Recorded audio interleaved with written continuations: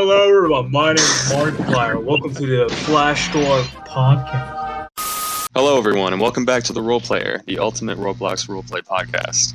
We're your hosts, Outlaws, Mellow, and Filthy Moose. It's good to be back, boys. Man, I never thought I'd hear those beautiful words be spoken ever again. We've got an amazing lineup of special guests joining us as we celebrate our comeback after a 4-year break. Please welcome Arballer, Colin Butt, Stinky Monkey 54, Terry Hello. Tetragon, Mutilator, and Citrip X2 to the show. How y'all doing tonight? I'm doing really good, man.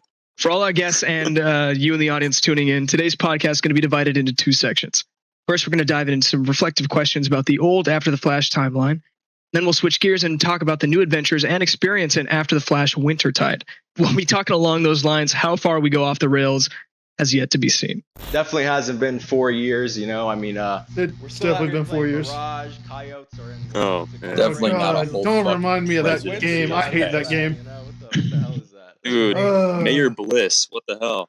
The first question is, what was the first ATF game that you played? Share your initial experience and what drew you to the game. Mutilator, do you want to answer that question? Yeah, sure, why not? I guess in the beginning when I started playing Roblox, I kind of dabbled a bit in Rain, played that game a few times and shit, but I never really played it as frequently as other people in my generation would have played it as. The most gameplay I've ever done would be going to Crane Town, fuck around a bit, and then just get randomly attacked by some really big brute guy and just killed off. I have a feeling this is going to be a trend. Yeah, pretty much. But I think the only official ATF game that I started playing frequently would be Deep Six. And it's also my most favorite one of the franchise, mainly due to the whole second American Vietnam War shit that they had going on and the whole scripted shit that they were experimenting with back in the day. Now, mind you, I think this is also the best one in the series overall because of the story itself and that, but also because Chad really experimented a lot with what he could have done with the technology back then. And it's still pretty impressive to this day compared to some of his more recent titles. No shade against him, but that's how I see it back in the day too. But yeah, pretty much I grew up with Deep Six and all that. Kind of played Deep Winter 2, got involved with the factions and shit. Then Mirage and all that. But overall, I put Deep Six in high regard as one of my most favorite ATF games. Some people might disagree with it, but that's their opinion. Some of them might consider Rain as their favorite. Some might even go as far as to think Darkness or Sandstorm is their favorite. But to each their own, I guess. Right, absolutely. I think a lot of people could probably relate to your sentiment for sure. Taro, how about yourself? I played, depends on what you consider the first game, I guess. I was just RSing and whatever on Osaka. And then after that, ATF-3. And ATF-3 was interesting because I was actually RPing by then. And I remember just things being a lot different back then. I remember there was like some sword fighting thing happening at Docktown. PvP. That someone had set up that, and it was people were doing sword fighting, and it was just weird. I mean, what half the things you would be doing weren't even RPing. You were just like fucking around, looking around the map, and you just like met some friend or whatever. I don't know. I'd consider it more like just any other Roblox game back then. It became really text RP heavy around ATF Rain. When that was the case, people were coming up with whole plots and characters and all this. People weren't just RPing as like, oh, I'm a wastelander. They were like, oh, this is my name. I'm like John Morris or something. And I'm a cowboy. Like, I don't know, whatever. People were coming up with actual discrete characters, but at that point, I remember. And, I started doing that myself. That just carried over into Deep Six. I feel like you could look at all these games as if players were maturing with the game, and then the game was maturing with the players. By the time we got to Mirage, I think that was the peak of that. And then, nowadays it's not such a mature theme.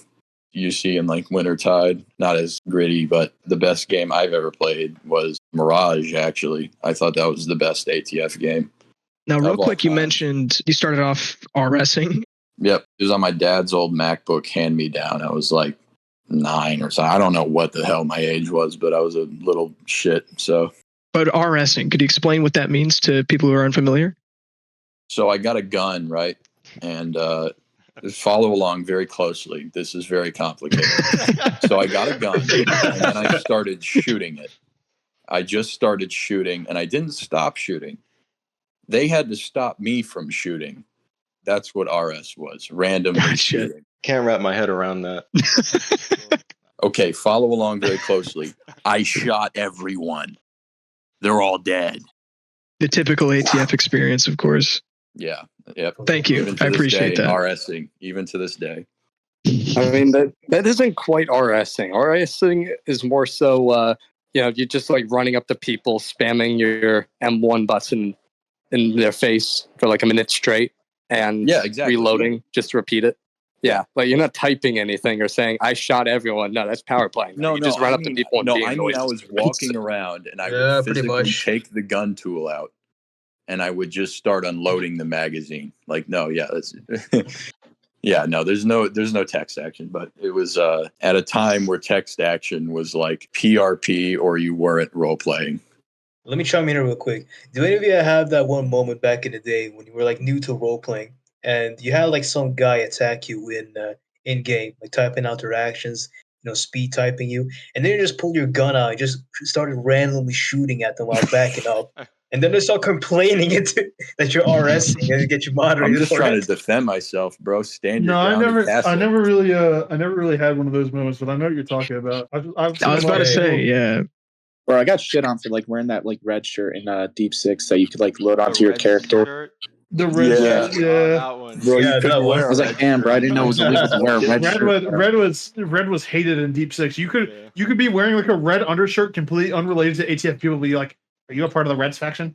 No, they won't ask. They'll just shoot you, and then no, I always got to ask because I used to wear a red undershirt with like a black jacket. They shoot you, and then they ask your corpse. They say, "Hey, were you a red?" And then you don't say anything because you're dead, and they'll just say, "See, I knew it." I was gonna say that I never had one of those moments myself, or I probably did, but I don't remember it. A lot of the moments that I do remember from when I was first starting out, I'm sure that someone else could say this as well, as those moments when people did help me out and actually starting to develop as a role player. It was a long time ago. The biggest developmental leap I took was when someone told me you don't have to use asterisks for actions. You can just use quotations to type. That was like rocket science to me. I'm not gonna lie though, I don't like when people bully people for using asterisks in roleplay. I still use it sometimes. I'm not even gonna lie to you. If you can type an asterisk really fast, I mean, why not? I guess go for it. Moose, we're on to you now, I think. Oh shit! Well, first game I ever played was Sandstorm back in like 2014, and I don't know, it was just the atmosphere. I was a big fan of Fallout and stuff like that, and I just thought it was a neat game. Community was a little toxic, but there were a few good people in there that helped me become a better role player. But yeah, I gotta say, probably Sandstorm was one of my favorites.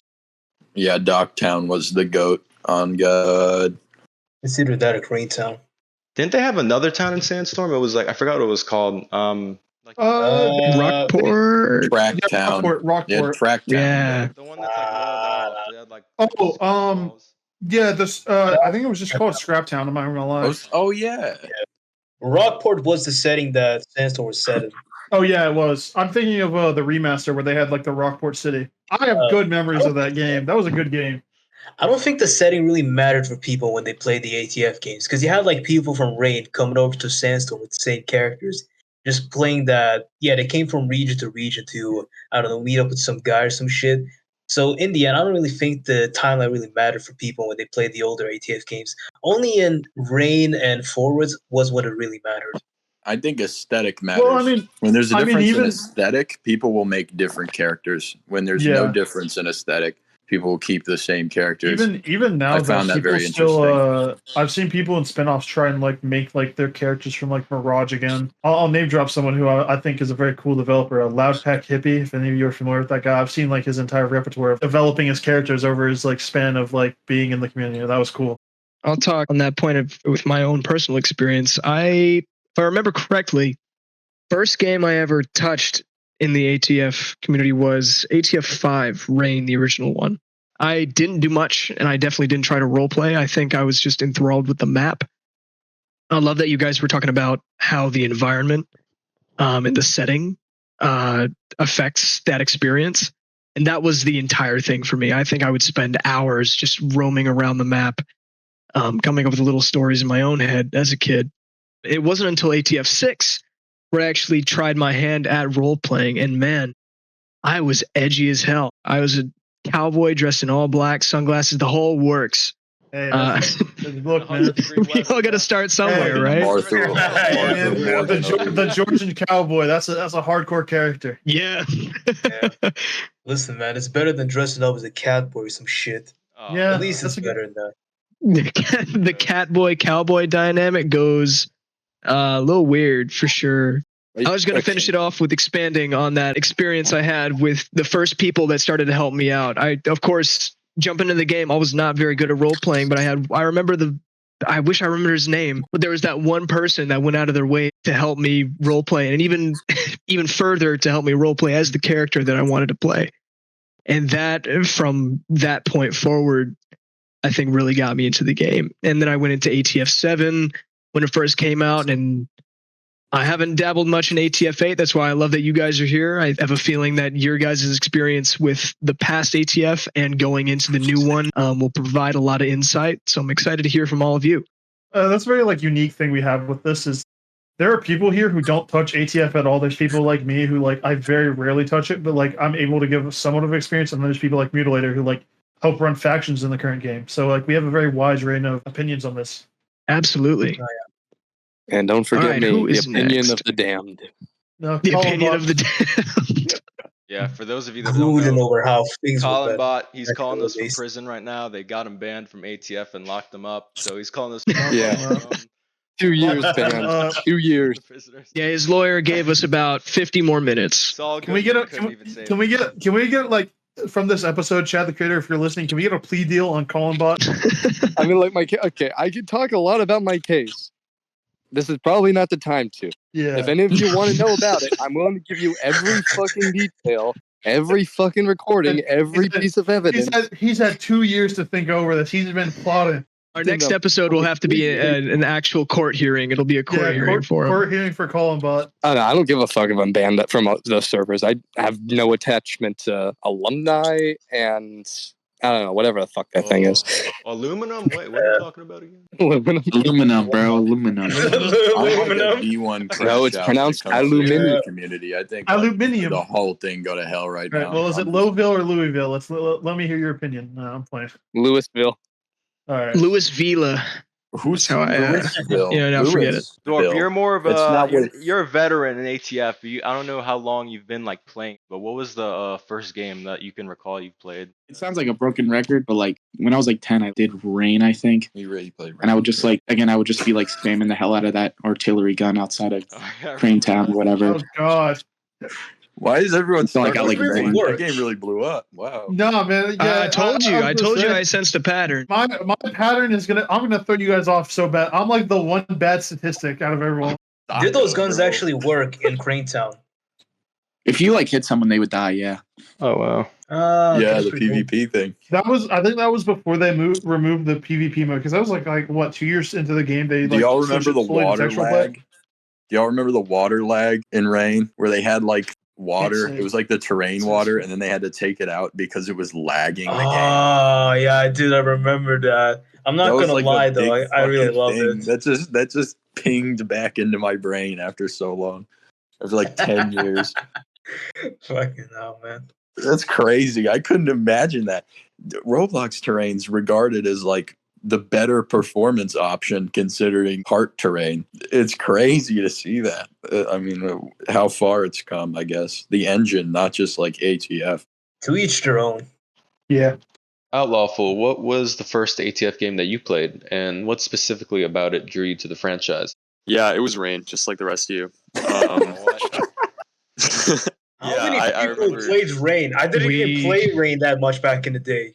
But it was different than the rest of you because it was Rain while Deep 6 was out. So there were like Oh my 15 God. people who Damn, played that's the game every weird. day. Okay, never mind. I'm not an outlier That was anymore. like This guy's about to tell a great story. I'm not gonna lie. I'm changing my opinion on ATF on the favorite ATF game. I think it was ATF Frost favorite game. I think. Nah. What is that? 5.5. Well, that's Yeah, that was the 5.5. snow version of 5. Yeah, Yeah. 5.5. I have to agree with you on that. I really love Frost.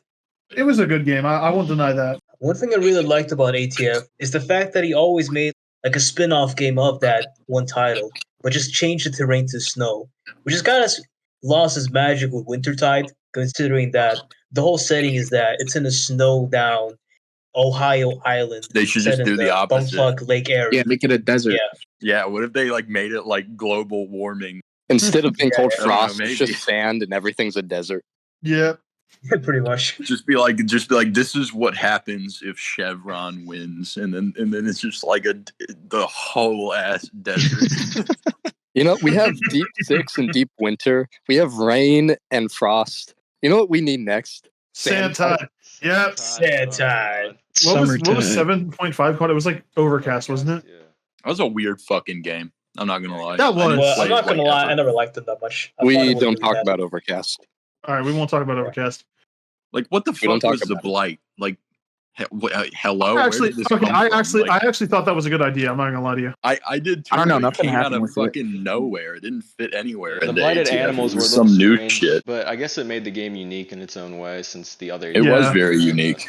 I don't think it I was guess an the ATF closest game. thing thought it was to it would be boring. like it was trying to riff off The Last of Us 2 with the whole forest down terrain and shit like that, but it didn't really hit as good as it thought it did. I There are just know developers the on this game performance. that have made games that are basically The Last of Us Part 2 or Part 1, and they're amazingly well done. Does it have the but he map made these, size like, of like 7? Not 0.5, my exactly. bad. In a sense that, if I can explain this, the idea is that they kind of get the terrain and the whole vibe of what those games are known for to a T, utilizing the terrain systems and all that shit. But it's on Roblox too, which is really impressive. This guy I used to know back in the day, his name was like Tom or some shit, THWVMP, something like that. He always used to make these games where it was like based on The Last of Us or The Walking Dead, and those games were really cool. I especially remember this one game where everyone was gone and it was like inhabited by aliens that would kill you if you looked at them. It was a really cool setting. The guy was pretty small time though, I won't lie, but his games really hit hard. And most of the most notable people eventually came over to Flashstorm and are now staff team members that you see today. I mean like aesthetically and graphically with the maps. If you put too much shit into a Roblox fucking level, like a place, it'll just grind to a fucking halt. When you have map streaming enabled, it'll just destroy the CPU. Whenever you don't, it'll just drive up RAM usage. I'm just saying, like, if you're trying to make a game the literal like land size of ATF, you probably need to cut back on part count quite a bit. Oh yeah, And that's a big you issue with can't a make lot of the super detailed environments that are present in something like The Last of Us Part 2. I don't know. You cannot match the poly count. It's just never gonna fucking happen. No, I don't think that's. I don't know. I think that a lot of people see the graphics of like something like The Last of Us, and they think like that's replicatable in Roblox. But it's more about like the story you tell rather than the development. I would play a game that looks like 2009 Roblox if it has a good enough narrative. I think it just has to have a fitting aesthetic. If it's dark and dreary and it's still like somewhat blocky, like you can still make it dark and dreary and you can still do all these things without any sacrifice. You just got to be like careful about performance. If you're a developer listening to this shit right now, like you need to not over detail your game. Put the fucking detail where it matters into the focal points and just leave it alone. Because otherwise you're going to be destroying people's RAM and just it's not going to be fun. Low part count where it matters. What the fuck is wrong with you? Like when you see, like I'll look at like ATF 8 and I'll just see like random parts of the game and it's just clustered ass like high detail and it's just like why are you wasting the What? I don't even know what the fuck was going on there. What? That was Nico's mic. I'm sorry, y'all. Who was talking? You're saying basically functionality over just like the game looking good and putting detail into it.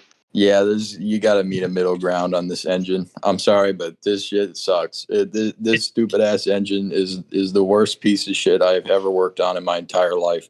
Every game engine is better than this, and therefore you got to make some cutbacks when you're trying to make like really high detail stuff. You got to like know how to use decals to where they look good, and if you can do that, you can just save a lot on like meshes and part count.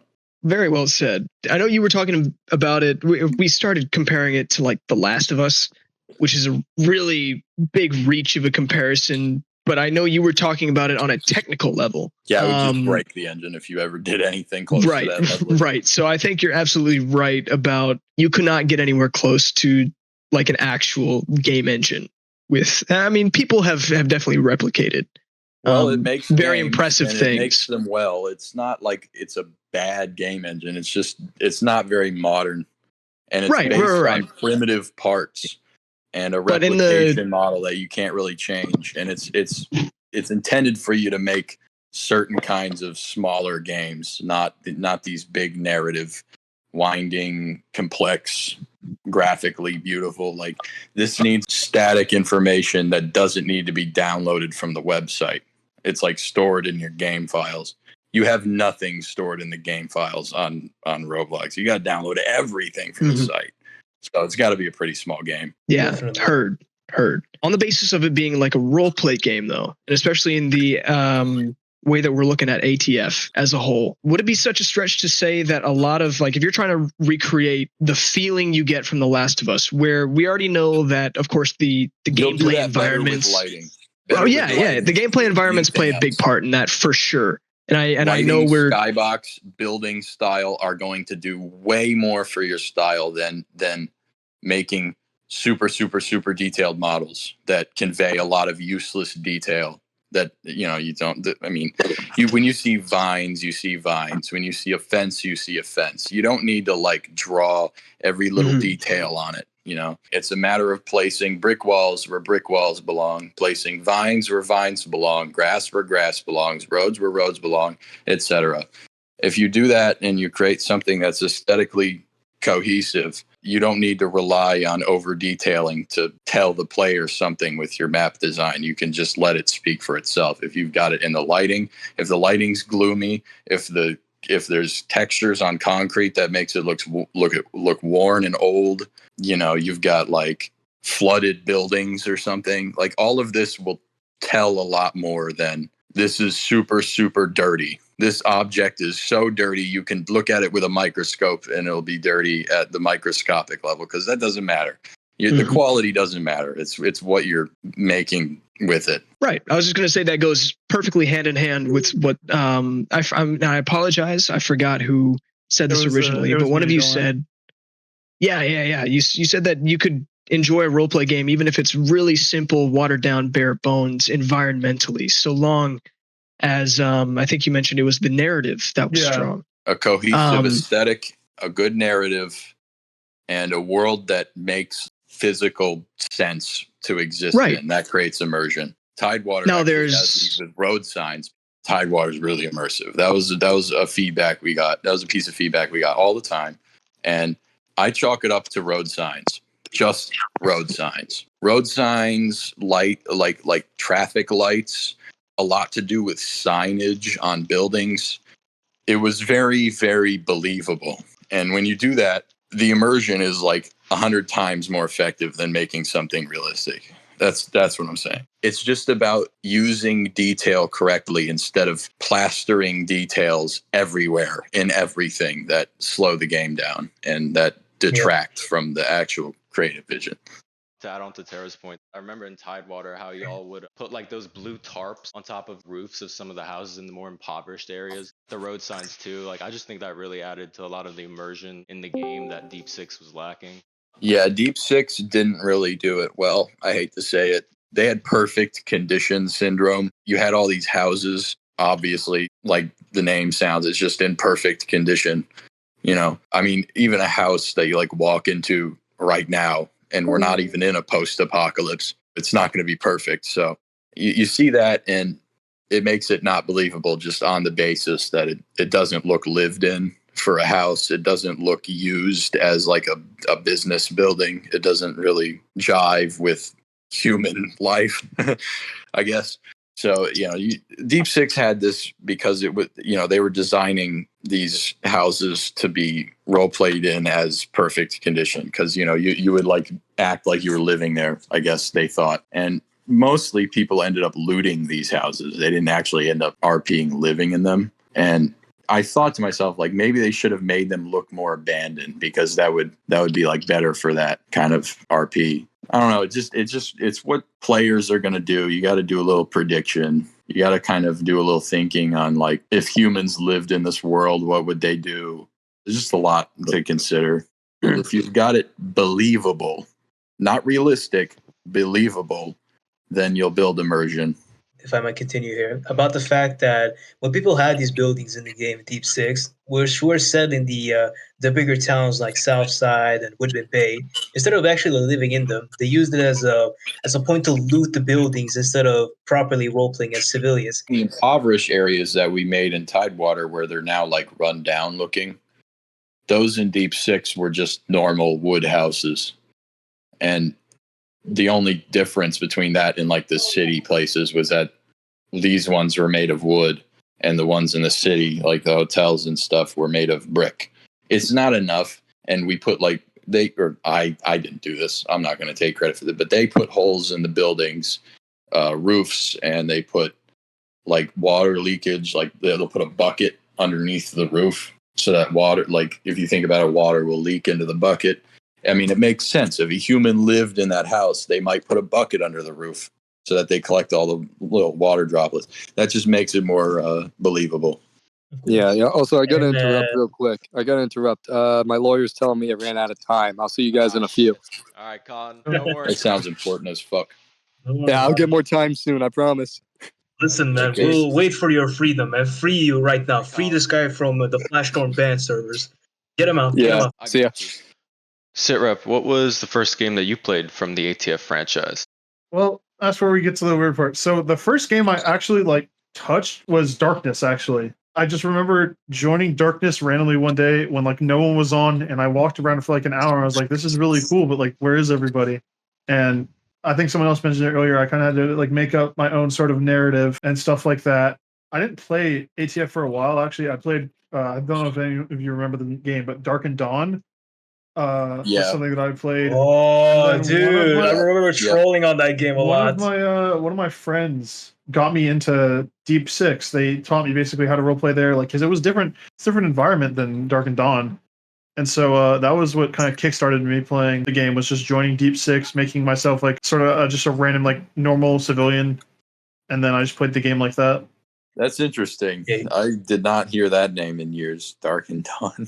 Yeah, man. Usually only go there to troll people, being like a Vietnam soldier, some shit like that. I know back in the day, I used to troll people on that game. It was really funny. Remember that? There was some racing game, Twisted Metal. I remember Twisted Metal. That was, oh my God, that was so old. That must have been over 15 years ago. To move off onto another question, what is your guys' favorite memories from the old timeline? The Reds winning in Deep Six. Easily, best memory. That was so fire. I think my most memorable moment from Deep Six was the July 5th bombings. The one I was officially hosted to. I remember I played as this one character who was a PRT diehard socialist supporter, a fat ass guy who hated the US, deaf to America and all that shit. And so he made friends with Uncle Vern's Reds character.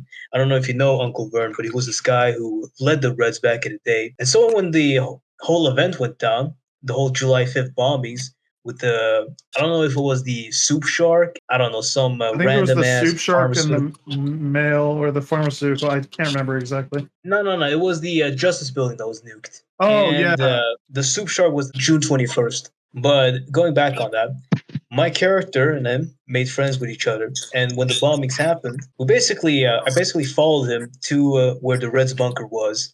And then he gave me this ultimatum of, join the Reds or just die. Decided, yeah, why not? It'd be pretty cool. Just try out the Reds and shit. Make a character development on that. And the funny part was that I didn't really have to apply to join in, anyways. I just got free ranked in. That's the funny part that I keep thinking about, because everyone who had to join had to apply for it. And here I was just getting free ranked into the Reds, but I didn't even have to do the application. You were in character. You were forced to join. So, they free rank you. It's like the inverse. Like, damn, you did me a favor. Thank you. For real, dog. Yeah, but after that, the Reds was really fun to play in as well. I really liked the guerrilla style of fighting and shit that they had. Like they were basically, in a sense, they were kind of like, I don't know how to describe it. They're like the IRA, but American in a way. Well, you only get to go guerrilla mode once. Once you go guerrilla mode, you're done. So when you go guerrilla mode, you got to make a count. You got to go with the Reds. Yeah. When I went guerrilla mode, I was with the Reds. I was just murdering PRT loyalists after the takeover, and I was literally just mobbing in the streets for like a week. It was funny. I loved it. It was great. Honestly, though, I thought the Reds was pretty weirdly written, though. Like when you think about it retrospectively, the Reds was basically this splinter off group from the CDF. The win was rigged. The win was rigged for the Reds. Well, I'm not talking about the win. I'm talking about the whole thing about the Reds and how they were basically an established group of CDF diehards that did not bend down to the Brazilian terror, Because the whole thing that why they were created was because of the whole 2096 event, the Atlantic Crisis, to put it mildly. The whole thing started Deep Six off, in a sense. And the whole vibe of it being like a US-backed terrorist group, it was kind of cool in the sense, like when you play with them back in the day and shit. But in retrospect, it kind of seemed a little weirdly forced, especially in the end when they basically led the US to victory and gave them the W. I remember there was like two groups in the Reds in Tidewater, which was really interesting. It was people that did support the US, but then it was other people that were like, the CDF should not be part of the United States, which is, I don't know. I thought that part was really fucking cool. They should have delved further into that. But alas, Tidewater just ended up treating the whole faction as one entity, and then, no nuance outside the faction. It was only like internal stuff. But I thought it would have been really cool to have like this like internal conflict about whether or not we should trust the USA. I mean, you had CDF loyalists that didn't want the USA to come back in the Dust Bowl era. I remember there was talk in the CDF about making sure the USCPF never forms the USA again. I like the idea that the Reds themselves would have had these old splinter groups where they would have trusted the US or they would not trust the US. The thing here was that back in the day in Deep Six, the storytellers weren't that, I don't know how to explain, they weren't that experienced enough to introduce that sort of dynamic into a faction like the Reds to justify it being there. It was role-played. I know that. In a sense, yeah. Later. In a sense. It came up later, but not as much as a result of players thinking that up for their own characters. And then, obviously the LPMs noticed and they were like, okay, we'll consider that, I guess. And it was like in a limbo state. That wasn't really like lore. It was just kind of a thing. And yeah, sort of. But I had to disagree with you there, because the whole thing about the splinter groups, that sounds more like a Tidewater thing that was brought up there. Back in the day in that Deep Six era, it hardly existed. That was never brought up. Deep Six, but it was role played. There were a few people, I remember this very distinctly, that were arguing for the CDF, and then like they were in a spat. It was like a host where they had specifically had this planned where there was supposed to be like an internal thing, and it didn't get fleshed out. It just got fucking ignored. I thought it was kind of weird. The game was going to end any time soon, so it was probably not worth doing that arc. But when it came up in Tidewater, I was like, oh shit, they actually thought of that, and that was good to see. But when they did it in Tidewater, like I said, all the other factions just considered all the Reds the same. They didn't really. The only issue was that it wasn't really that consequential. It was just some internal strife. But one thing I do think that was missed opportunity for the Reds was the whole thing about Jack Camacho, the famed sniper that the PRT hated and had like a huge bounty on. One thing that I think that the writers really missed the ball on was to make the character more of an enigmatic, mysterious figure. It was kind of similar to Atlas from Bioshock, where it could exist, it might be real, it might be false, but it was more like a propaganda tool to drive up dissent in the newly established People's Republic of Tidewater to get people to rise up against their oppressors. But maybe the thing was be that this Jack Camacho did not exist at all, or he was pretty much killed during the Atlanta crisis, which could have been a pretty cool thing to develop on in Deep Six and kind of put the Reds' noble goals into question if they're really What who if they he was think they like? are. What if it was found out he existed and was like a piece of shit? Like he was like using the Reds like money for his own, like lining his pockets, like using like fear tactics, like just being a dickhead. Like what would I wonder how people would react to that kind of criticism? You know, I mean, real world leaders do this all the time. I mean, I feel like ATF could use the satire. It's not necessarily political. This is prone to happen in any political system. I mean, no matter how you set it up. Yeah. You have people that are acting on their own interests and they just end up being dickheads.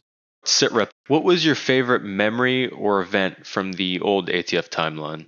I would have to say that my favorite memory was definitely just stuff that I was doing in Deep Winter, because that was the game I played rather than Mirage. But if we're talking about like favorite event, it was the I don't know if you guys remember it when I think it was in the Rice Shields took over the biomass and we like raided Crater View from the like the Rad Seas. I helped kill like three of the advisor characters that were like really overpowered. I had played a character since the start of Mirage that was just a leecher, and I had like basically become multiple people's like, you know, Marauders used to be able to like control like the different mutants. Yeah. I would find like specific Marauders that I trusted, and I would like set up traps with them. And I did that for a while, and a lot of them got killed off. Like a lot of the good biomass players died and just stopped playing. And so I brought that character back. Like I stopped playing them for a while, and I brought him back for that event, and I helped kill like I think like 3 or 4 of like the advisor or like LPM characters that were like really powerful Rad Seas. It was like me and Brains, and that was a really fun event because like it felt like I made an actual story impact for once as a non-faction player. I've always taken sort of like a very historic stance since I started playing ATF. Like, I don't enjoy factions all that much. I think they're a bit boring. I like just being a non-affiliated. I don't like the fucking drama. Like, yeah, that's a big thing for me. Everybody in this community drama.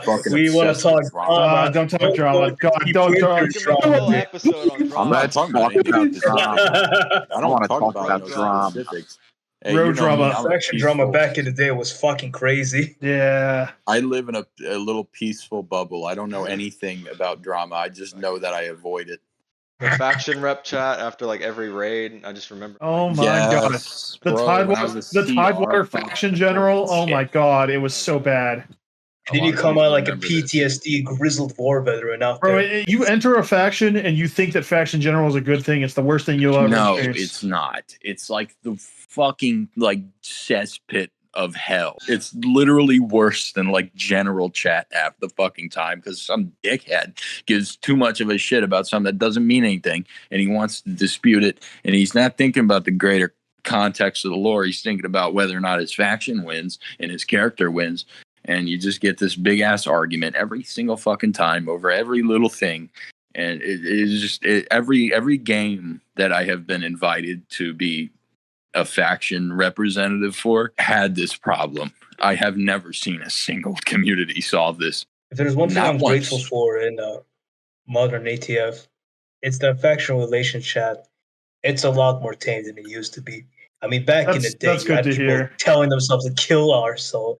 I mean, it was crazy. It was crazy.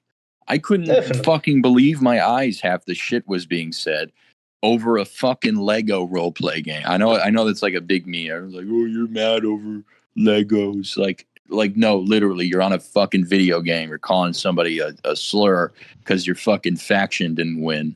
The hell's wrong with you? I mean, I just couldn't do it for more than like a year. Yeah, it did get old pretty quick. The community back then was, I gotta say, it has gotten a lot better in some aspects, at least.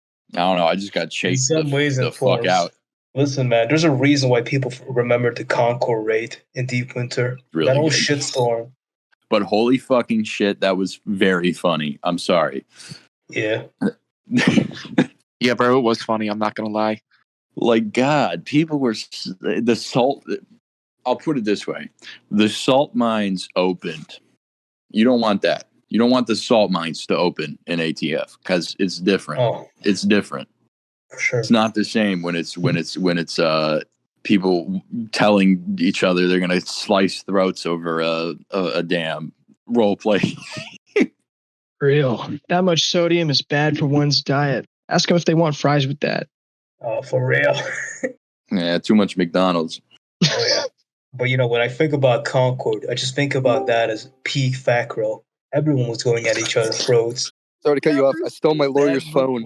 He's none the wiser. Oh, shit. We're so glad you could buy some extra time with us. Listen, man, I got to ask you a question, though. Who was your lawyer? Fortunately, he's a shit lawyer at that. Public servant. I couldn't afford one. Ah, okay, I got you. Bro could not. Well, you know what they say, man. You should have called Saul. Not. Nah, bro. When you have a public defender, you can't afford to call Saul, man. That's just gonna be like fucking $50 an hour. Yeah. For the next two questions, these will be more like any of y'all can answer. But what inspired you to remain a part of the ATF community and continue to engage with the games every now and then? Spite. Pure spite. A lot of us spite. keep on going. Spite for what? Spite for what? Elaborate. Dahlia is the worst.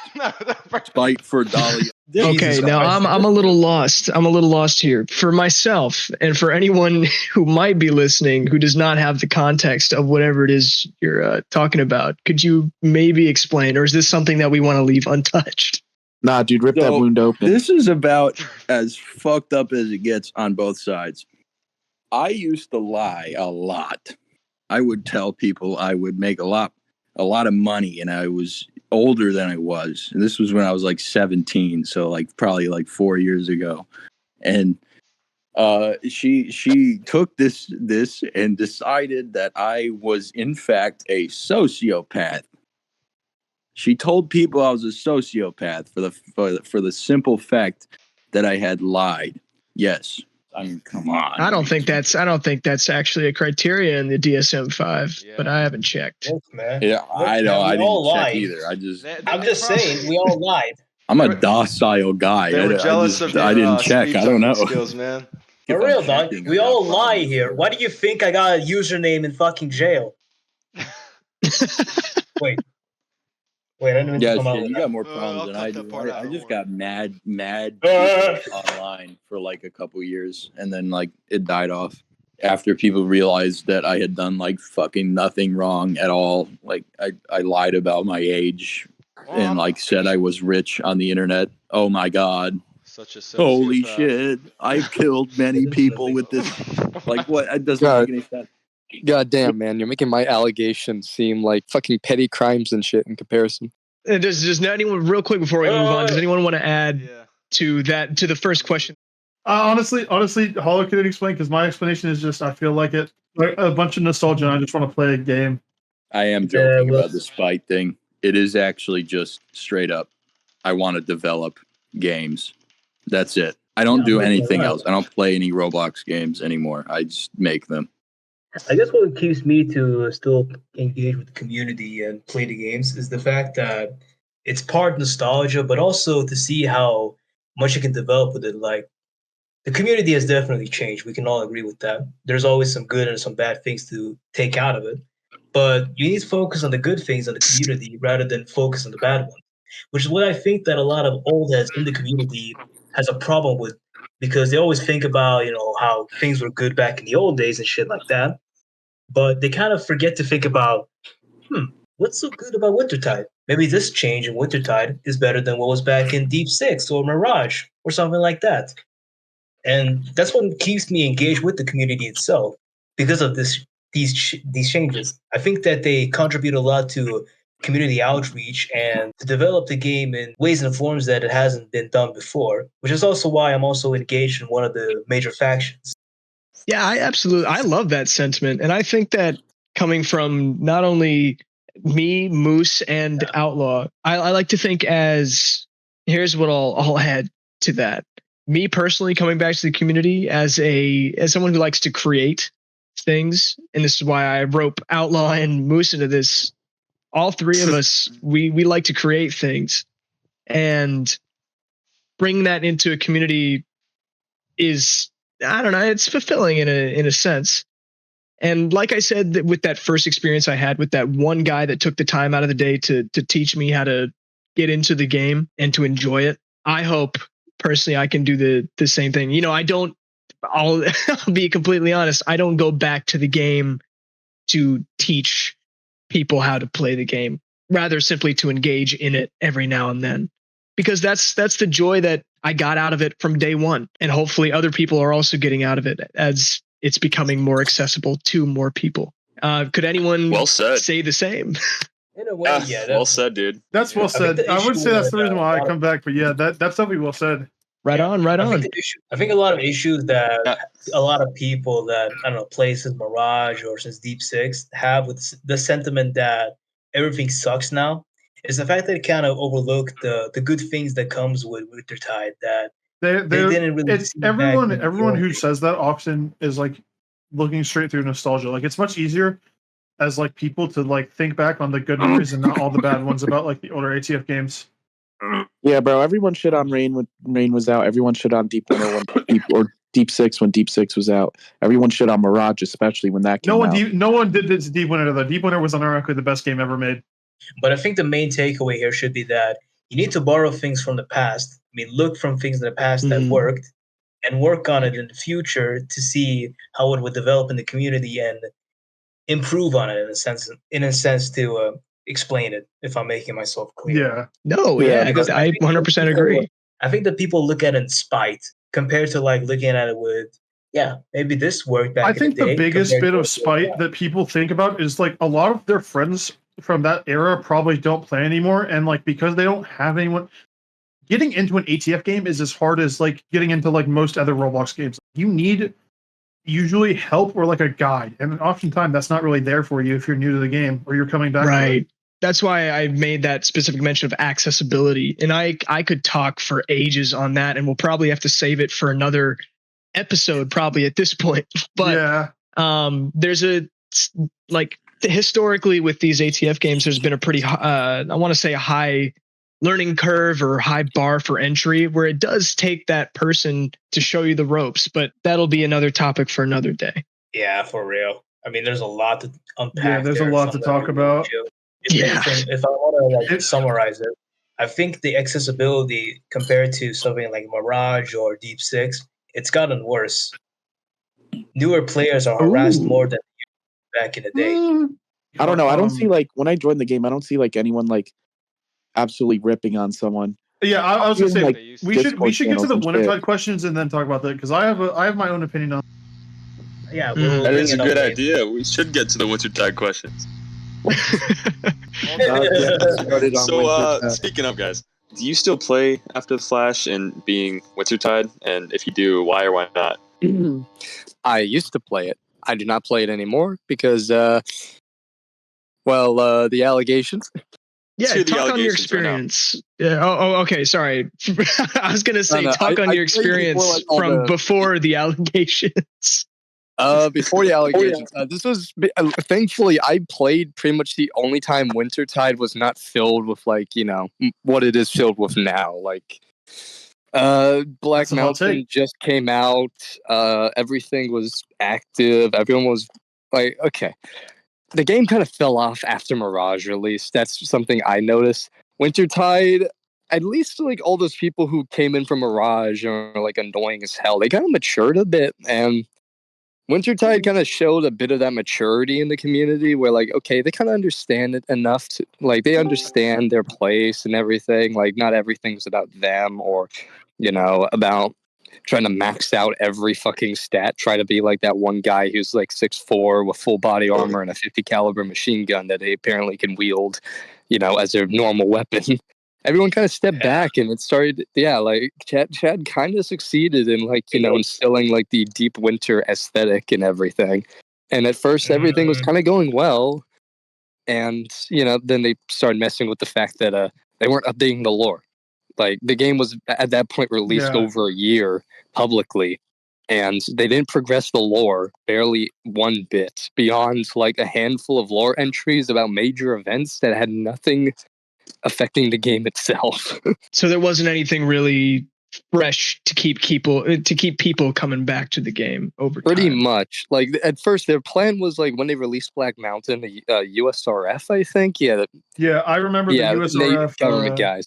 The fascist government guys would swoop in, kill a bunch of robots, and reinstate the facility. Nope, they just retconned that. Like this massive event that was supposed to be like the USRF having to spend several events having to kill robots and fight like hallway to hallway, bunker room to bunker room to clear out the mountain from killing from rogue machines. Yeah, they just retconned that. It was actually just a settlement that they abandoned for no fucking reason and allowed a civilian government to run this advanced military facility with no supervision and no major requirements to allow USRF to control them. And then they just completely allowed the USRF to step in. Like, don't you think if a civilian settlement in a state-of-the-art military bunker was abandoned by a government force, do you think they'd still be loyal after a few years? That is a very good point. I was going to mention. If you want to keep going, then I'll go to what I was going to say. I'm towards the tail end of my shit talking. Basically, they retconned pretty much the only major event that was going to be going on in Wintertide at the time, which is like the bunker getting cleared out and then the bunker having to be restored and everything. Nope, they just retconned that. Why? And then they released it. They retconned it, I guess. To literally put it simply, they were lazy and they didn't want to run the event. Yep. They didn't want to do it. I was literally about to say, I sense a lack of passion. Yeah, I was gonna mention something about that. So there is passion. The reason I have never played Wintertide is because I just sense that there's not a lot of care. I mean, that they could just go one way or another, and they don't really care as long as it works. And I see that. I don't see art. I see more of a product, and I don't know. I'm more interested in. I get very happy when I see good game development. I'm like, I see a feature or I see a piece of lore and I see these characters and I'm like, wow, I really appreciate how well this was thought through. From what people have told me about Wintertide's lore, and from about the world, it just seems like it was not that passionately put together. I kind of understand where they're coming from because from like I've talked to like a few friends on staff about it, and they're like, yeah, we can't really like put too much effort into something because like the next week Chad might completely retcon it.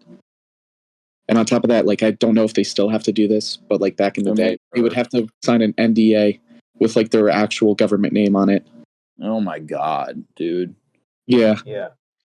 For that, that's a huge obstacle. Chad has got to get rid of that. That's going to hamper creativity for But forever. I want to chime in here real quick that there's a few things that I think Wintertide does really bad, and one thing that one of you brought up now that it kind of hits the vibes of Deep Winter.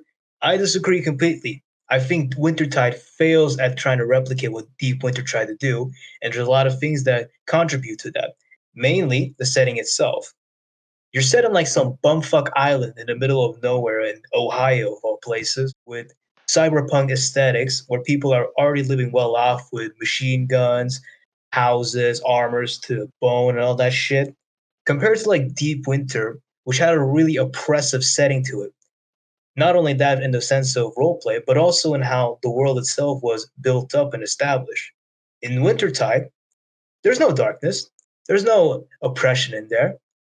It just feels barren. There's nothing to it that compared to Deep Winter, where a lot of that oppressive and cold type of atmosphere was built up through the buildings themselves and through the lighting and all that and the lore itself as well, because this was set 5 years after the Flash happened.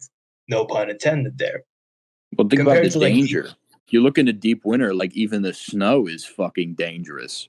Yeah, It's the so snow is cold it can dangerous. kill you. And also, I don't know if you're done, Hollow, but I'd like to chime in. That was like what I was going to mention was like, I still play Wintertide. Not pretty actively, but I play it on and off. I don't ever really feel like I'm in danger for anything. I feel like I have to create, and that's another thing with Wintertide that I think is disappointing is that a lot of people play like I'm a 6 foot tall, healthy adult that has no ailments, and I have a fully loaded weapon.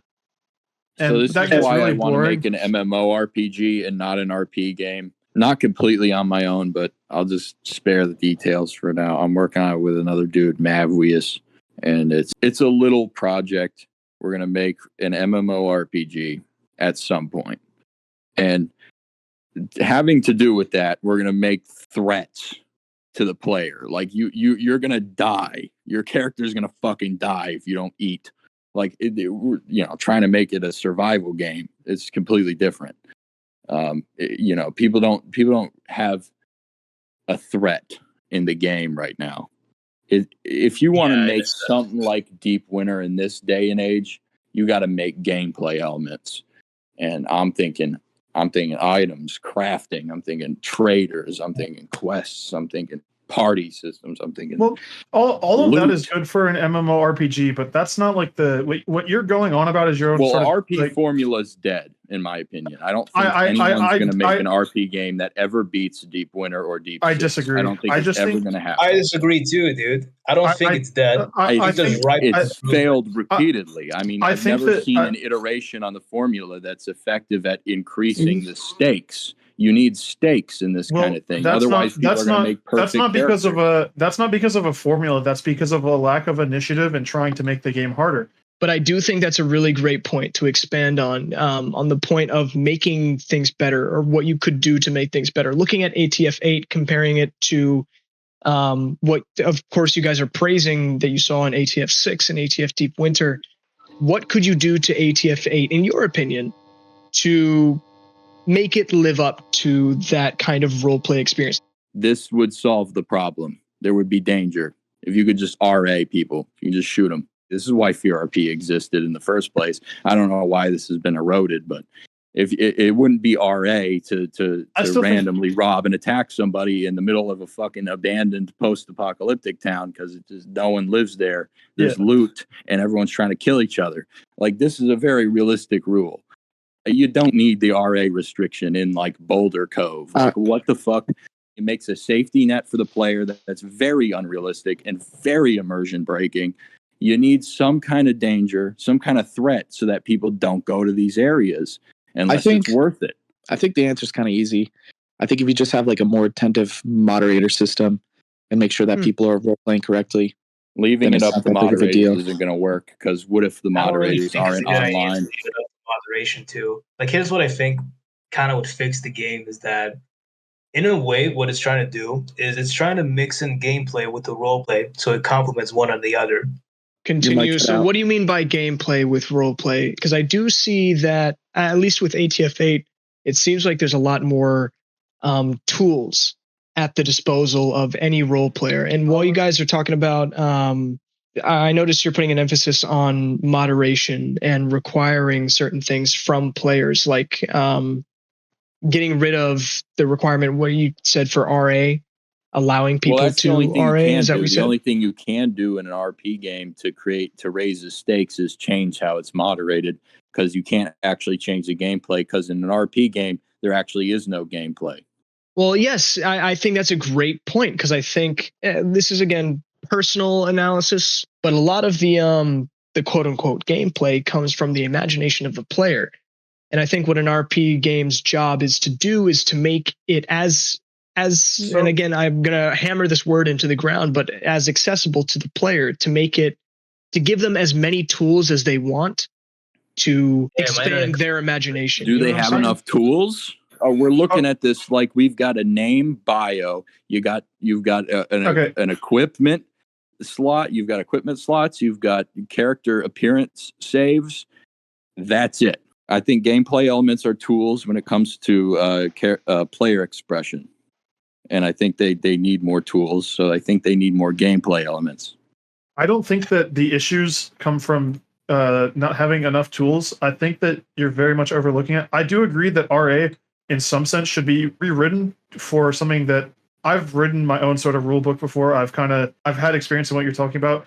I think that there should be locations where minor RA is a thing. What I mean by that is like if sort of like some RAs justified. I don't know what it's called, and I don't care in Wintertide. I don't care about the location names, but I've been there before. It's like the giant city that Chad the creator is still like working on.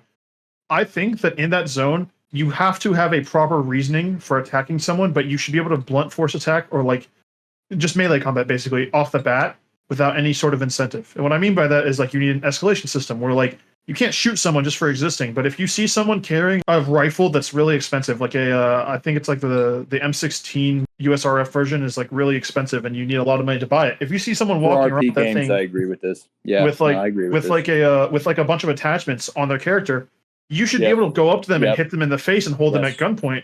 Because there's no reason that they should be walking around with that alone. This is all I'm saying. Yeah, no, that's all I'm saying. For RP games, I think this is how it should be. So, Mello, my biggest issue with, like, I agree with what you're saying, is accessibility. The biggest issue with roleplay in Wintertide, from what I've seen, is because the community has shifted so much and there's been, like, a mass exodus of really the older players to teach people how to play. Like, obviously, there's still some people. There's people who have been playing since Mirage who have, like, 4K hours on the game that could probably teach you, but they probably don't want to. The game needs a better guide, not a rule book. The rule book is just fine. I've read through the rule book; it works just fine, other than a few things that I would tweak. But it needs a general roleplay guide. It needs an intensive guide. You've been shot. This is how your person would react to it. You can go off of the rails, but you should use this as sort of a basis. You've been stabbed. This is how you would react to it. You should go through a basis of this, because a lot of the issue players to read that. But here's if people don't read it, that's up to them. What if you make it fun? What if you make it fun to read? Yeah, exactly. I mean, that's a good point. You can make it fun to read. So what if it's an in-character document on how to fix injuries? I don't know. That would definitely be. This is where I'd have to disagree with you, because I don't think that by fixing something you don't have to overcomplicate it with a guide or something. I think what needs to be focused on is the attitude towards new players, especially. Maybe like new players have to read all this lecturing stuff about the rules. I don't think it should be lecturing. I don't think it should be lecturing. I just think it should be not that's lecturing, but short and sweet. Like it's very concise and to the point. What I was saying was not it should tell you exactly how to roleplay. It's like this is an action that you would see like someone who's been shot doing right after being shot. You should probably base it off of this, but you don't have to say this exactly, and that's it. One of the only roles I approve of right now in a current moderation system is helpers.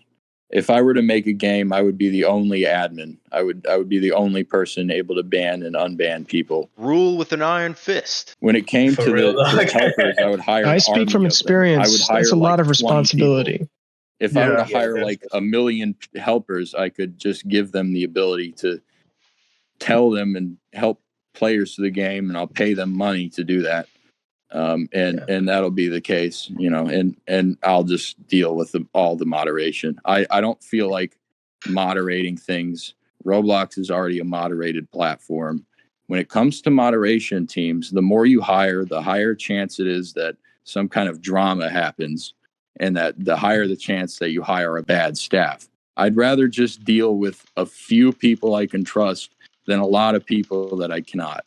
I was just going to say, I think that leads really well into what we may want to discuss next. That's on our list. The question was, how would you describe the current state of the game and its community, and sharing your thoughts on how the game is functioning, and especially the overall atmosphere among the players right now. Rather than focusing on moderation, how would you describe the atmosphere among its players, if you've spent any time in the current group of players right now? I think the community is Wintertide's strongest point. I think that without the community that Wintertide had, really has, it's kind of shaped over the last few years, I think it would be dead in the water, because there's no real story, but the community kind of keeps it alive. A lot of non-affiliated roleplay, I think, is what draws new people in. I think it's a newer community than previous games. I think the community now is shit compared to the old community. There is so much hostility, I can't even describe it. You try to introduce a new player into this community, they'll be harassed, they'll be shit talked about in the faction chats, even behind their backs. and it's so disgusting to see, man. Like it didn't used to be like this. I'll agree Before that back in Discord, the it was day, never like there this. was harassment, yeah, and it was worse to the degree that Nah, people I have to agree. It told is way directly worse to their now. faces that they were told to kill themselves. But nowadays, you have people doing that on a more, subtle level, in a way. Sure, they won't be more open about it, yeah, but the harassment is still there, and it has carried over from the older games. People have said that they've been working on this, but no, it's just been carried over. No one has ever done anything to curb this kind of degenerate actions, which has probably made it worse than it used to be back in the day, too. I'll see someone talk shit about some random ass player, just minding their own business, playing the game, probably level 15, level 20, because they focus so much on these levels, man. They should have never done that. It created a hierarchy of they'll take a picture of them better and they'll players. complain about it. Here's the more reliable players you should listen to, and then here's all the noobs, you idiot. Fuck you, you're level 20. Like, it's almost as if the game's punishing you for being new. I'm speaking is not from like the same level as Mutilator, because Mutilator is like a faction rep. He gets to see that. I don't involve myself with factions like I've said before, but I think like if you were a new player who loaded into the game and you were to meet someone, I think that you would be much more well off than you would be in Mirage. And that's partially because, if you're new to the game, you have a lot more tools at your disposal. Like even early Mirage, there was no UT, there was no in-game customization. And so you couldn't really look different than your avatar. Like you had to spend money. But like now there's so much like at disposal for you where you really can join the game and really make over how you look and sort of not fit in, but like you match the environment. Even if you're wearing clothes from 2014 that look outdated, you're still matching the environment by wearing like post-apocalyptic clothes and like having like roughed up hair. I agree. It's a little bit more of a time investment, but it's there. It's available. Yeah.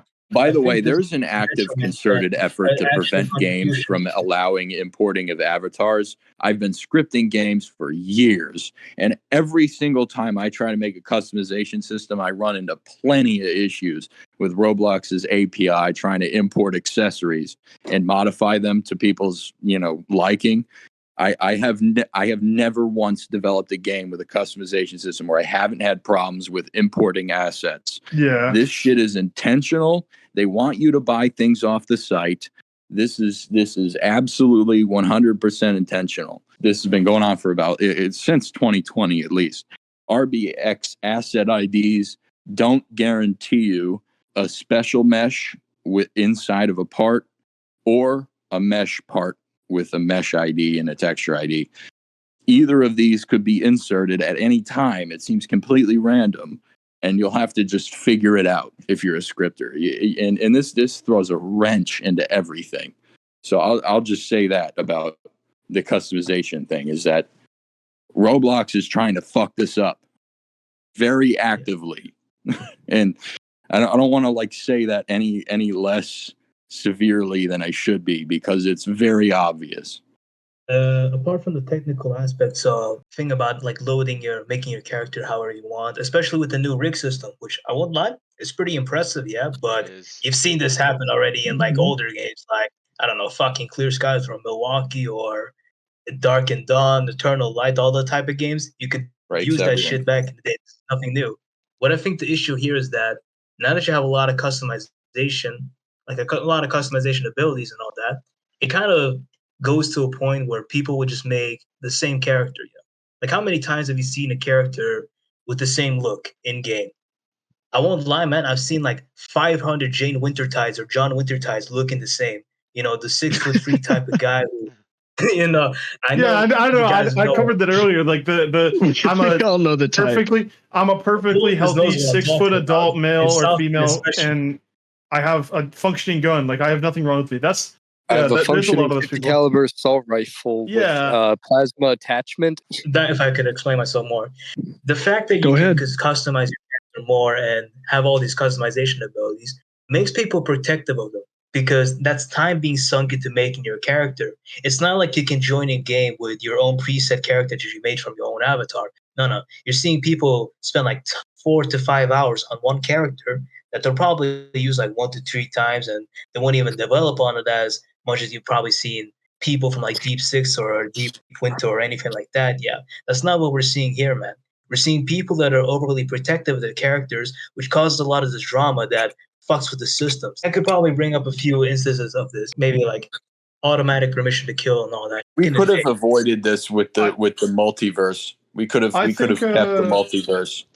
I honestly think that ATF is in a better place now that like less people are dying, because it makes a lot more sense. Like you wouldn't go out of your way to rob somebody if you needed food, but you wouldn't just, unless you are playing like the stereotypical 6'3" psychopath who kills everyone he comes across for the fun of it. You're gonna rob these people, you're gonna make enemies, you're not gonna line them up and Negan them with a bat. You're gonna let them live. I would see less robberies and more just murder, because if you rob someone, that person is going to be out for you, especially because, like, you know, it's the post-apocalypse. Frankly, if you rob someone, like if you steal their food, their money, their gun in the apocalypse, you basically are telling them to go die. You're robbing them with the few securities they have.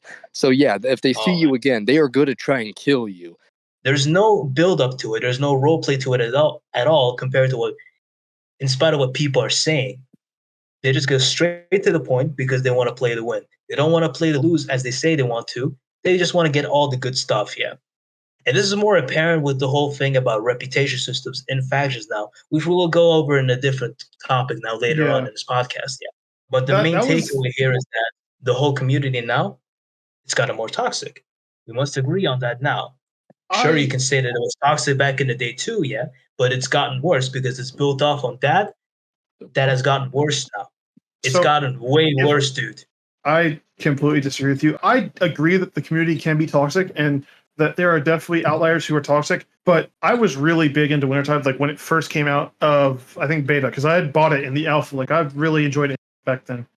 And often I found that playing with Mirage players when it first came out was much more of a toxic robbery and murder inducing sort of environment where everyone was trying to kill each other and it wasn't really about character building anymore. That was much more apparent at the end of Mirage. I do think that a lot of people sort of play the game to win, and that's natural. Unless, like I said, you know, you can't expect everyone to read a guide, but unless you tell them like straight to their face, you should play to survive, not specifically to lose, but also not to win.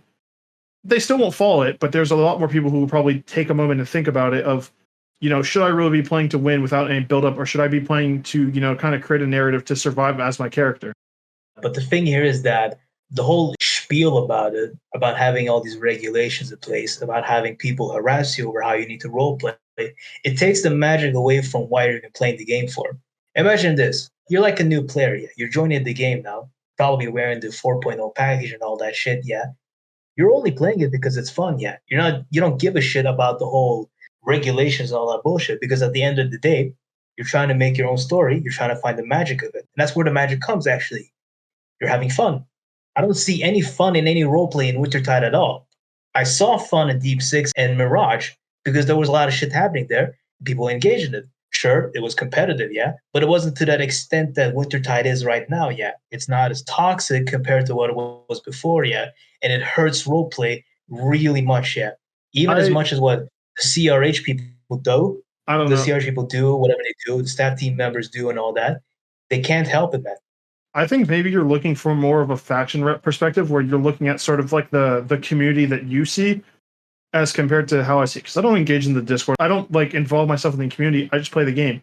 And if I'm a player who's just trying to get into the game, not even so much the community, I think that the game itself, like the in-game community, is much more welcoming than you make it out to. It's not to say that you're definitely right. There's definitely toxic people. There's definitely bad people. But if you play the game, you have a very slim to not to none, but a lot of times if you're new to the game or if you're just trying to play the game, you're not really going to get for how you roleplay. You're not going to really get harassed for how you look. Maybe people will ignore you. I definitely think that I've ignored people when they walk up and they start three-wording actions and start staring at me like they have no brain inside of their head. But that's to be expected. I don't think that's toxic. I just think that's common sense. That's the issue, though. The fact that the game has become a lot more popular than it used to be now is why a lot of these problems are propping up as much as they are right now. Yeah, there's more of a ratio. I mean, obviously, you expand your community, you're going to have different personalities. People are going to clash. Ideas are going to clash. I don't think that's something that's controllable, though. I just think that's the way that things are, even in any community. It doesn't matter if it's roleplay or if it's a game like Escape from Tarkov, whatever you want to say. I think as long as the community builds up and gets bigger, unless it's a single-player game, there will always be toxicity, especially in community-based games on Roblox. Like, a lot of people, they see that it's a community and they think that the way they act, you know, is just how they're supposed to act, because no one's really going to get on you to talk because it's so accepted. Yeah, of course, yeah. And the whole thing about this, the ones that are heard most about this are the old players, actually, not the new ones. The old players are being affected by this more, by how they act and all that, now that the game is becoming a lot more commercials. I've seen more toxicity from people that have played since Mirage, just talking shit all the time without even bothering to imagine the fucking magic behind why they even play this game, man. Yeah, no, I don't disagree. I think it goes both ways though. I think it's funny that you mentioned that like it hurts older players, because I remember when I first got into Wintertide after I took a bit of a break after it released out of beta. I went to the cabin outside of South Point, if you know what I'm talking about, the one near the windmill, just that cabin before the farm.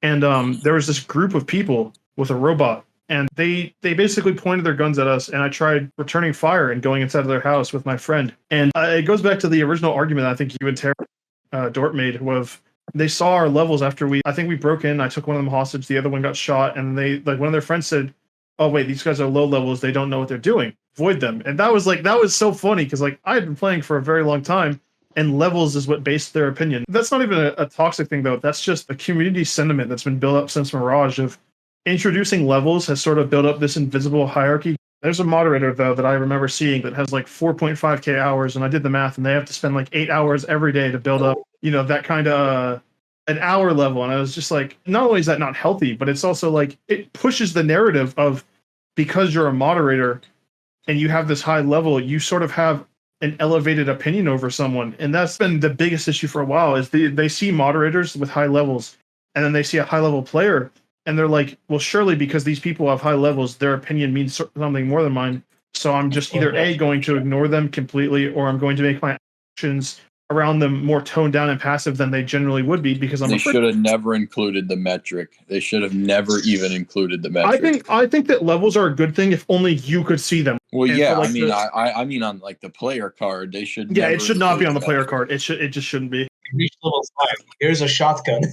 All I know is how certain systems make people behave, and like, when you have levels, you create hierarchy. You're completely correct about this. I have absolutely nothing to change about this. My opinion is like completely the same.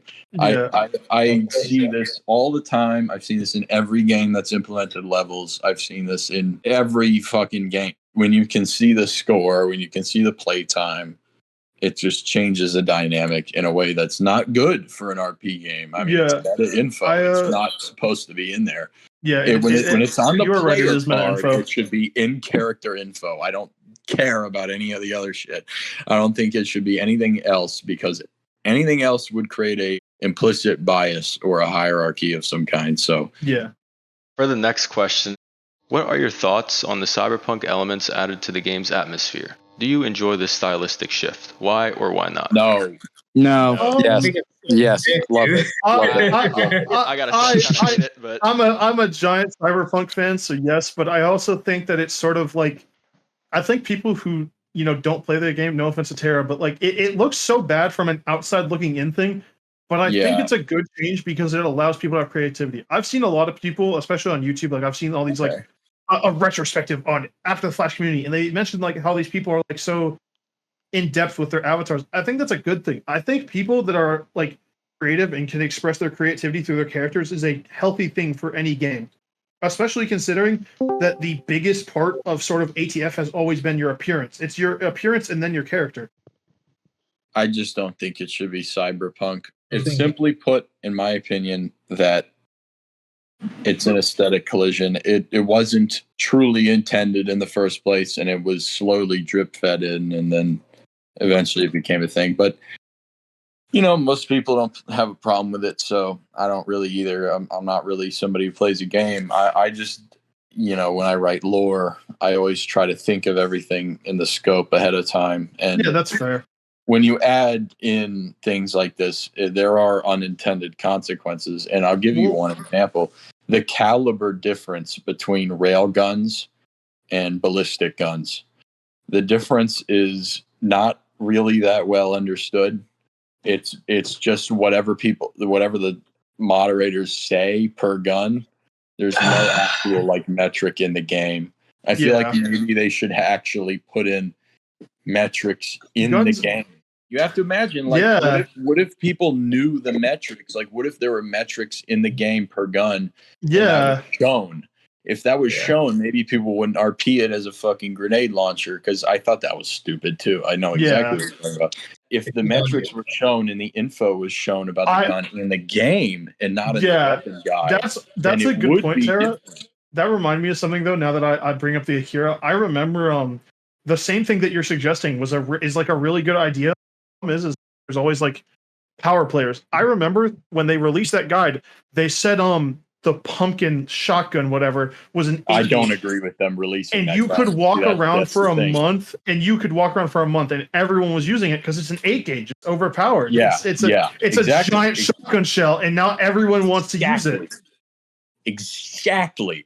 I don't agree with them ever releasing this gun as a playable weapon because it was just bound to be overused. I mean, God, it has like no downsides in RP. You just RP the recoil and like, boom, you're just OP.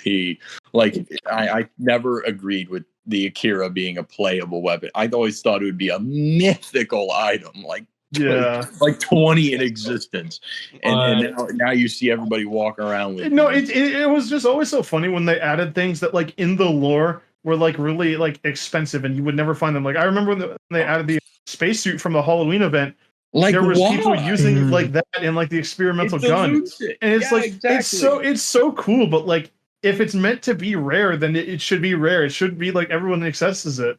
That goes to the individual choice of the role player. What if you did what I was suggesting with the items and you only introduced like 1,000 total supply and like only 1,000 people could actually ever collect the item? You are right though, Mello. That is up to kind of the player to like, decide, and like at the end of the day, everything that we mention is obviously it's our own opinions. And I think a lot of people think like this, but at the same time, like a lot of people just like having the most overpowered guns. I think that it's something that like a lot of people argue about, but like at the end of the day, you're never going to stop people from want to be like the archetype that we have always talked about in the discussion of the 6 foot, perfectly healthy adult male, no problems, best gun. I think what you need to look at it from a quote from Tim Kaine, the guy who made Fallout. You focus more on the setting than to focus on adding like a double barrel shotgun or anything like that. I think the fact that people focus too much on weapons and calibers and all that shit kind of muddies the waters. Yeah, that is a good point. Setting. The thing with Wintertide is that it's the first game in the setting. It's the first entry to the whole new timeline, and they're shooting it so far into the future where they're not setting up the backgrounds for it. Sure, they're writing it, yeah, for sure, yeah. But they've only read it in post-haste, They've written all this lore that no one honestly gives a shit about. Instead of letting people build that shit up themselves, yeah. You can make an argument for that in the first game, ATF-1. Yeah, sure, people didn't really give a shit about that too, but it's laid the foundation for what was to come yet. The way they should have done is set the game probably like 5 years after the Flash and let people build off from that based on their own actions and based on what happens in the game. That would have made the role play a lot more engaging. That would have made the lore a lot more engaging. And it would have made the experience a whole lot enjoyable. It's hard to get motivated about a storyline that doesn't exist. That's something that I've been waiting for, like the Rad-X question, because I have so much to say about that. Of course, yeah. And to chime in more about this, I think the Cyberpunk aesthetics can work if it's woven into the setting properly. It's not really, it's just jammed into the setting of Wintertide because it's set on a bumfuck island where it doesn't really matter, yeah. You'd expect like rustic, abandoned 2024 type of technology in Wintertide where the setting is set, yeah. But you're seeing people have like cyberpunk edge runners, mantis blades, the one from the game. I have never even played Cyberpunk before. I just know from the medias and all that. But, the techie shit, yeah. This is more apparent in one of the factions, the alumni, the college faction that's based on the Brotherhood of Steel, the one that wants to preserve technology and all that shit. You can see it more apparent there, yeah. I'm sorry, I gotta leave. I don't mean to interrupt. I'm just about to head out. Y'all have a great night. I gotta go clean up this. Yeah, I'm not gonna lie. Like my toilet's overflowing right now. Like I don't know. Yeah, no. This is a difference. I will see y'all very soon. Yeah. Good night. Good night. I have to mention, it seems like Kat is having a very shitty situation. All right, man. Oh, I see what you did there. Speaking of shitty situations, what do you guys think about the factions in this game? Do you think they've improved on the old factions, or if they've gotten worse? I think that every faction in this game has a very unique aspect that is very ununique, if that makes any sense. Everything that I liked about these factions, they've kind of diverted away from. The only faction that I can say, like with any regard that I've looked, that I would ever consider joining is South Point, because it seems like they have a very motivated like faction leader. I'd like Jubilee to talk about this more, because he's more invested into this than all of us. Yeah. Are. I feel like it's a step forward, but at the same time, 2 steps back. Yeah. I feel like they tried to be unique, but then ended up just doing what previous factions already have done. I feel like a lot of them could work more together to get a more unified aesthetic. To me, I don't know. Personally, I can't really see a world where the Coalition and the Alumni exist literally within a few miles of each other. It's just such a big difference. South Point and USRF exist with each other just because of how far of a gap there is between them in terms of technology and aesthetic. Also, there's the issue of the fact that the Coalition is apparently multiple towns and a well-regulated militia, and South Point is a bunch of racist mutants. They're racist towards each other. Yeah. And you're telling me that they somehow can hold off the Coalition in any capacity? Well, the thing about Coalition is there's a militia, but it's kind of disorganized and too corrupt to actually fight it off. Yeah, at their peak they might have, but they're not anymore. I'll say this. A lot of the issues that I have with factions aren't the factions themselves. It's the fact that none of them are very interesting in the story. Every time I look at the story of ATF-8, I get less and less interested in any of the factions, because it just feels like instead of utilizing the factions that they wrote up for the start of the game, they've retconned all the previous lore and are introducing these out of the region event factions that you just pull things from them. I remember reading about that when they dropped the South Point pack, that there's these injectors to turn someone into a mutant, and then there's that was not their fault. That was completely Chad, and they actually got mad at them for that. They did not want that. I don't know. All. Maybe that's Chad as well, but I've seen it with the I don't know what it's called. It's they look like the 1860s U.S. Army, but they're Coalition. Not the Coalition. That's 1918. I'm talking about they literally look like Covenant. I don't know what their name is. They looked like they were a bunch of the Canadians. They looked like cowboys. The NMA, yeah, and then the Canadians as well just feel weird. I don't like the fact that they're in previous times. What they did with out of region event factions was good, because they were making an attempt to bring in a faction that could alter the story. I remember the Coyotes came in and they wiped out Maverick's Claw and they put the Crater View Guard under their foot.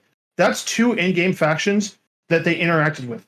The rest of these factions just seem like they're getting drip-fed lore from outside of the region that doesn't make any sense in the current region. I could tell that these factions are not going to actually change anything. It's just going to be, it's just a big Op4 thing. At the end of the day, it's not going to affect any of the factions they're actually combating. And it's even written into the Canadians' lore. They're only attacking here so that their off-region location can flee. But the whole thing about the compounds was that it helped South Point establish an identity for itself. Sure, it's working on shit that worked in the past, but you don't. If something works, don't fix it again. If it's not broken, don't fix it. But at the same time, introduce it in a interesting way that isn't an out of region. You have this now. You will take it.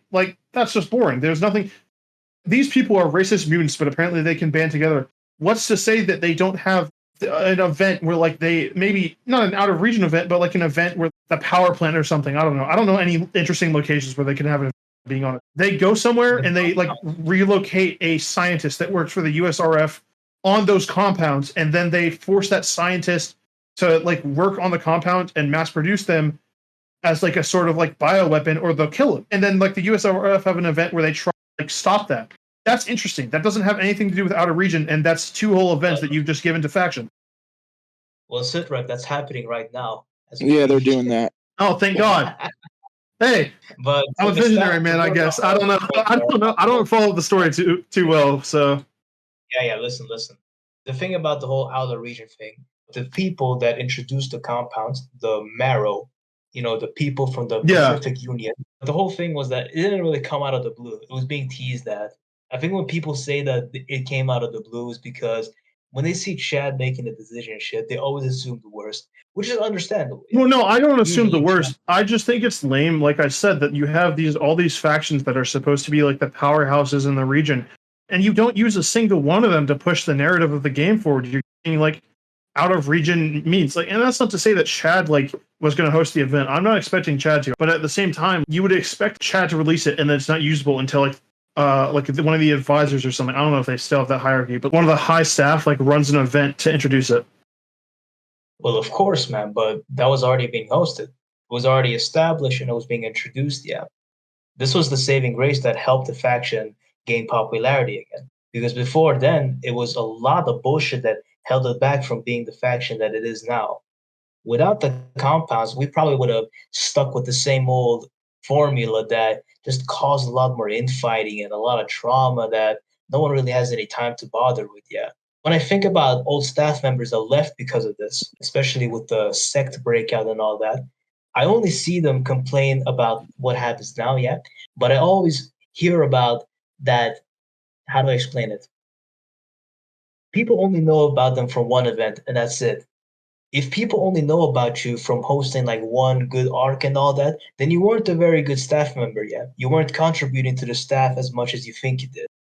A good staff member stays by with the team, helps out in spite of what happens, yeah, even if the decision might be shit, yeah, but you still stick through to it because you believe in it. You have to believe in the concept for it to work entirely, and that's why the compounds work as it is right now. We believe in it, and that's why it works. We're working together on it, and it works, yeah. That's why I should be MR again, dude. Yeah, definitely, man. You'll have to pay me for that, dude. I don't think they'll want you back in, but if you slide a few dollars in my way, maybe I'll turn the other cheek. Right word, bro. The next question, the comparison between Rad-X, which was the previous form of mutation in the ATF franchise, and Eldritch mutants, which are the new form of mutation, specifically in ATF Wintertide. So with our guests who have experience dealing with Rad-X and also with their new experiences with the Eldritches, what comments do you guys have on I think that? the new one's shit. I'm not going to lie. Go back to Rad-X. Eldritch sucks absolute ass. Here's the thing when it comes to Rad-X and Eldritch. Rad-X, it had many years of development behind it, many different individuals contributing ideas and concepts. Rad-X, the way everyone remembers it, really only came to existence like towards the mid to end of like Deep Winter. They were written way before that, and like no one was really able to play them because they had a very strange system. Rad-X really only came to its actual, like, the way we all remember it. It really only came into that kind of light, like, a year before Mirage opened. So, relatively speaking, Rad-X is a fairly new system. Yeah, it wasn't really an old system, but at the same time, it's much older than Eldritches are. Like, it's the weird thing to put in perspective. But here's the thing. It was very much designed to be a threat. You had like Red 7 Bs and As, 6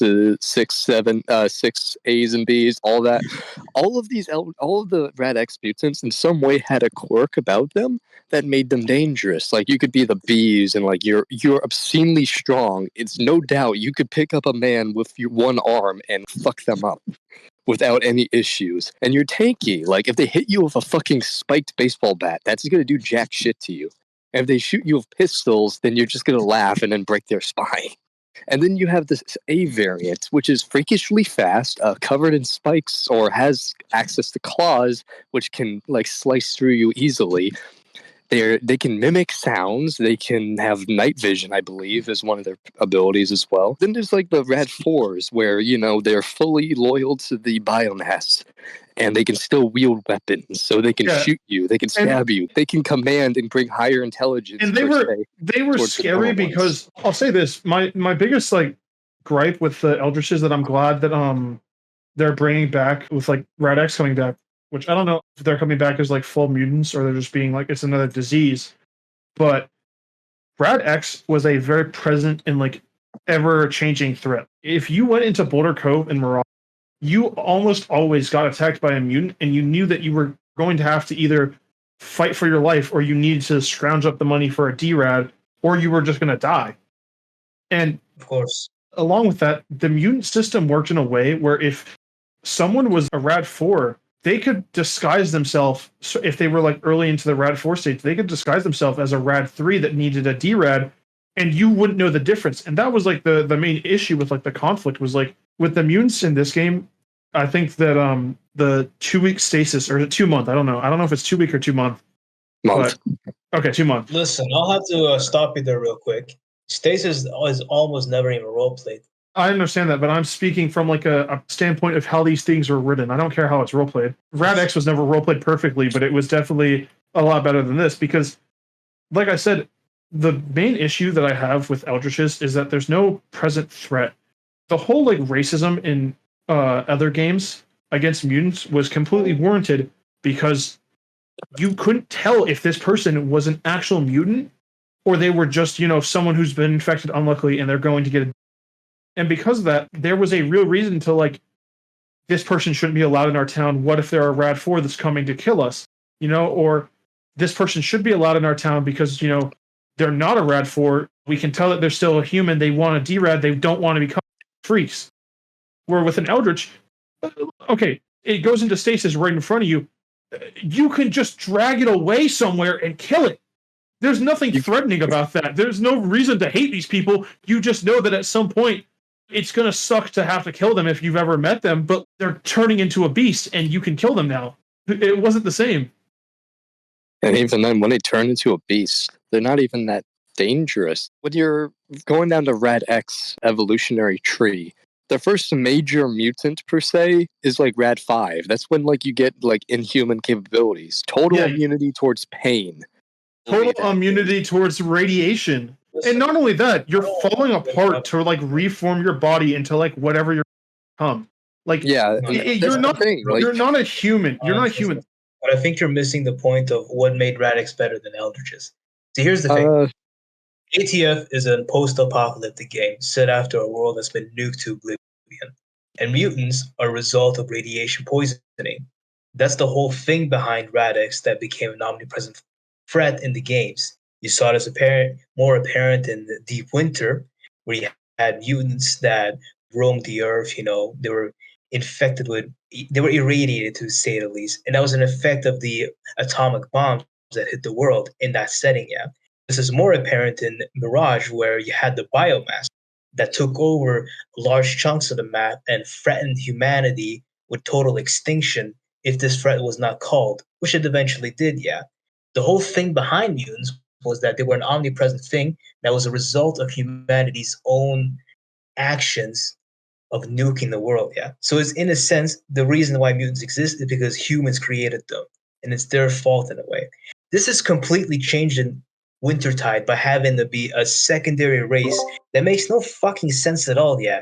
Like, you could have a half-breed Eldritch or whatever that shit, yeah. But the main point is that they're not even affected by the radiation yet. They're not even affected by the setting at all, yeah. They just came out of the blue because, yeah, why not have it, Like Eldritches, yeah. Why not just have like our own bootleg elves, halflings, all that shit. Well, no, I like the idea of half-breeds and stuff like that because they bring back a really important part of Rad-X, which was Descendants. And Descendants were really good to roleplay as it was a fun experience, and you had to actually play it with adversity. It's there because it is there.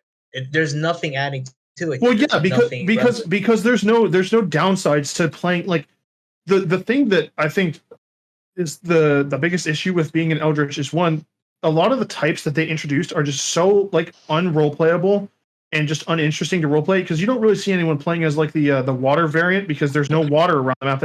And there's also no one playing the animal versions because we don't have like the morphs for them, and there's no morphs for like mutants in general. Dude, what the fuck are you talking about? There's a lot of people playing the aquatic and the animal versions. I don't see a single person play them.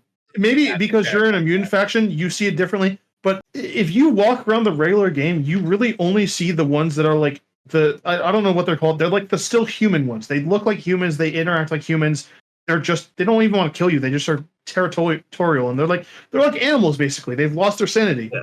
I think the thing that I think that the Eldritch guide misses the point entirely with is the narrative behind it, the reasoning. Would you really kill this person if they were your friend before, yeah, and they became irradiated? would you still kill them then? Even if they eventually became a mutant, that would probably hurt you and all that. Because as a person they've had a bond with before, that was like one of the multiple questions that Rad-X could ask the player yet that would boost roleplay yet. Eldritch Guides does not even do this at all, because they just make them as ticking time bombs that will eventually lead to them becoming monsters. Well, there is no reason to trust these people, dude. Yeah, that's the main reason why, like, I think that the mutant sentiment in this game is so bad, is because the issue is, like, these people are ticking time bombs, but I don't really have a reason to hate them because they're not like affecting me. Like, the biggest thing with Rad-X was the reason why it was scary was because it was an active disease. Like, you were under the threat of, like, if this person coughs on me, I'm going to get their disease, and that's not good. But it's just not the same with, it's not comparable with Eldritches, because the mutant is either going to become one as long as you know them, and most players won't because, you know, they want a character, or they won't. And if you form that bond, it will be harder to kill them when they're in stasis, yes, but you're still going to do it. But there's no reason to dislike them. It was a reminder to the player that they were in a post-apocalyptic nuclear world where the bombs had hit the world. Like, no matter where you were, mutants were around, and they were resolved nuclear annihilation. I also just don't think Eldritches are a threat at all. I think, like, the South Point people are definitely a threat, but, like, the average Eldritch is not a threat to a human because they don't have the instinct where they need to drag you back to their nest and infect you like Leechers did. They want food, they want to survive, and they need shelter. But that's not reason enough for them to just go out of their way to fight you. Whereas Rad-X mutants were actively trying to infect you. They didn't really need your food or your water or anything. They just wanted to kill you. They wanted you to become one of their own. I think the reason why they did do that, though, especially at the end, like, people would be trying to seriously roleplay or whatever, and then they would just, like, get antagonized by mutants. And it wouldn't even be, like, them attacking them.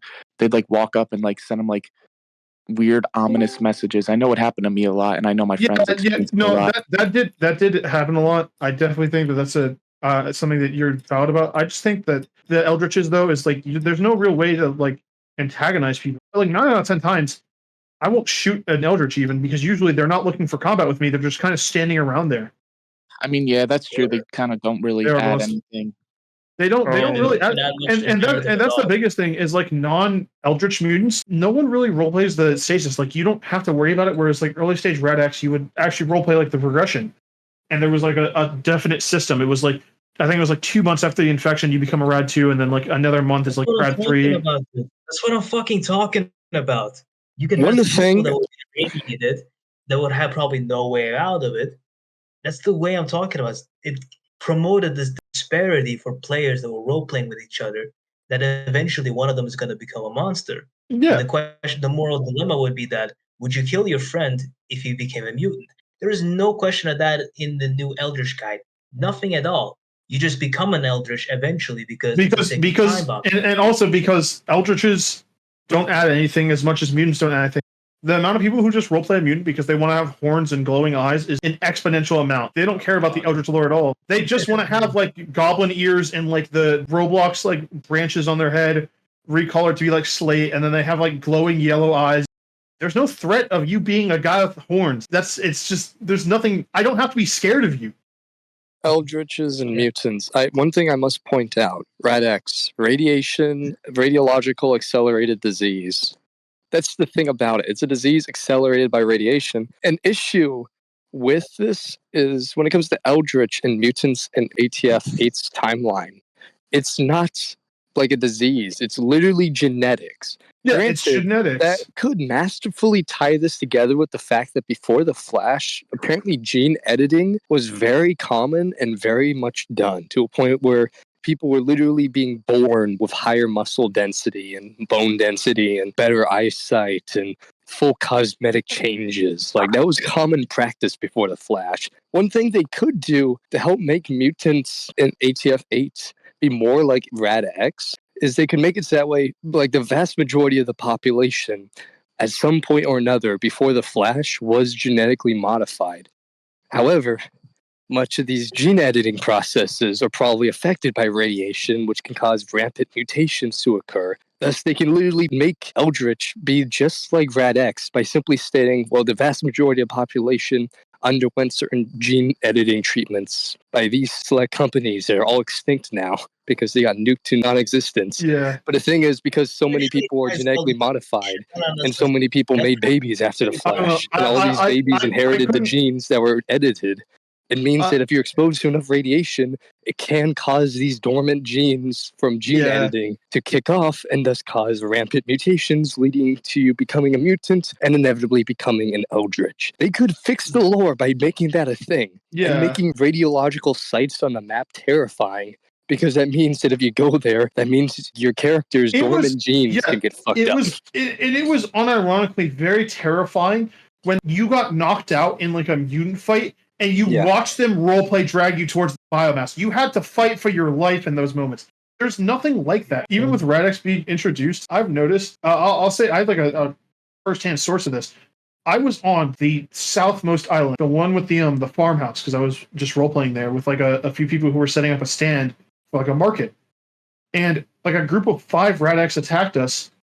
And not only did it like make no sense to me how they made it that far past the North Island, but the guy that like chased me, I shot him like 4 times. He was just an Eldritch with Rad-X. So obviously like he's a bit stronger and stuff. He just kept charging and he was like, I cut your arm. And I was like, oh, that's okay. And then he walked off, just didn't care. So I just cut off my arm. And now suddenly I'm okay. There's nothing like scary about these mutants either, because a lot of them just don't have the sense of I need to drag you back to my nest to ensure that you're going to endure this disease and become one of us. The guy just infected me, didn't think that I could cut off my arm, and then walked. Nothing was scary about that. I didn't feel scared. I was just like, oh, okay, I gotta lose my arm, and then I'll have to roleplay getting a prosthetic. That's not that bad. What could be done is they could give Eldritch mutants a sort of natural desire to seek out radiological sources. So they're not a hive mind. They simply have a similar instinctual urge. Because like going back to my fan suggestion, everyone has designer baby genes in them. Because of that, everyone, if they get exposed to radiation, can cause these gene edits to hotwire and cause rampant mutations, leading to you going down the mutant pipeline. So if they do that, they could make it so Eldritches, because their body really thrives off of mutations now, kind of seeks out radiation, which maintains their mutations and also make them mutate more into more evolve back up to more human intelligence and everything. So they could add new types of Eldritch tiers, which makes them more intelligent, more lethal, etc. Thus, they could basically recreate Rad-X, but as Eldritch form. But as their own version. I also think that if they added more like not reasoning to, roleplay a mutant would be like, obviously, I don't know if Shad's going to upload this for the video, but he sent a diagram and almost every one of these people has horns. And it's like, these people have the desire to roleplay as different people.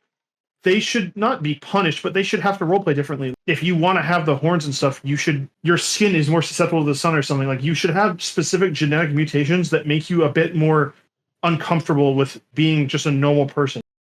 Going back to what he said about genetic manipulation and all the shit before the Flash, I think this sets up a pretty good topic about how Eldritches in the post-Flash America in Wintertide are affected by it, and it poses a moral dilemma to the player about, was it their own doing that mutant Eldritches exist, or is it not their fault yet?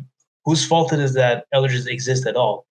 Genetic manipulation that maybe the alumni could have been involved in, because they're the faction that were most involved in creating U.S. military projects and all that shit. Hell, you can even make an example of this by making this whole Übermensch type of topic about genetic manipulation to make enhanced people, like enhanced soldiers, enhanced military people and all that shit, Like, you can make that a focal topic in an ATF game, especially in this new timeline where stuff like genetic manipulation and all that shit is apparent, because it's more cyberized, to say the least. It's more set more to the future, or something like this would be more reasonable to see in a setting like this. I will say this more.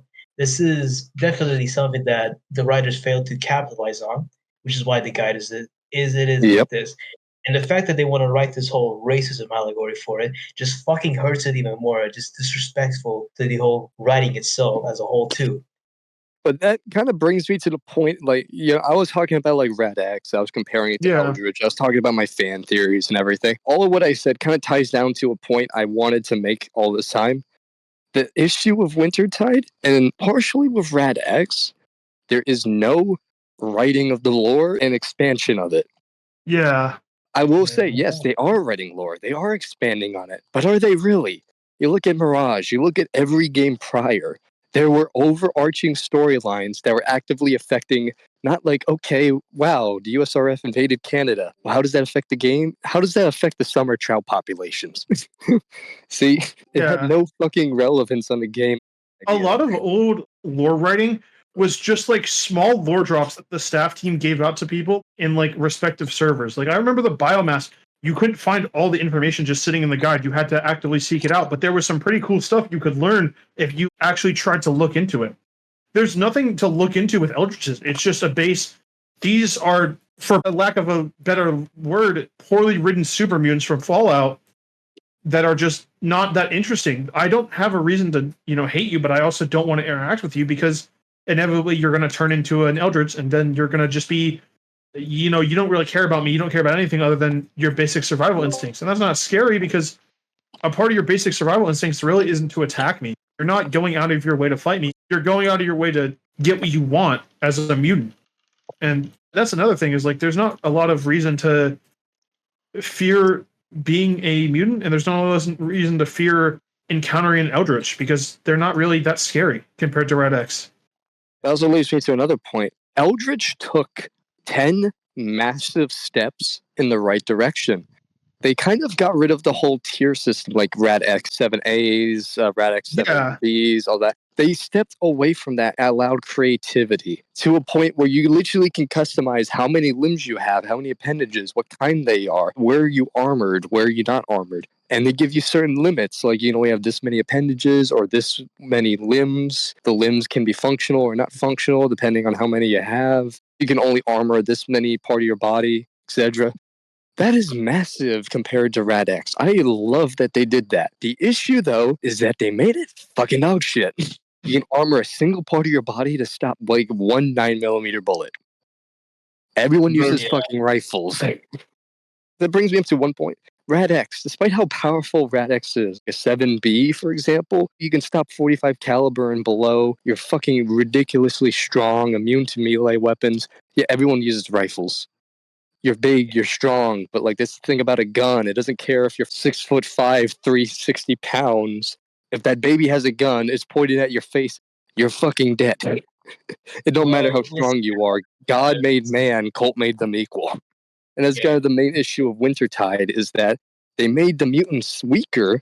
Granted, they stepped massively in the ability to give individual customization and creativity to the individual community member, which allowed everyone to be a lot more free, a lot more creative. It was amazing. But then they proceeded to make it weak and useless. Congrats, you're a savage human whose only prey source is people with assault rifles.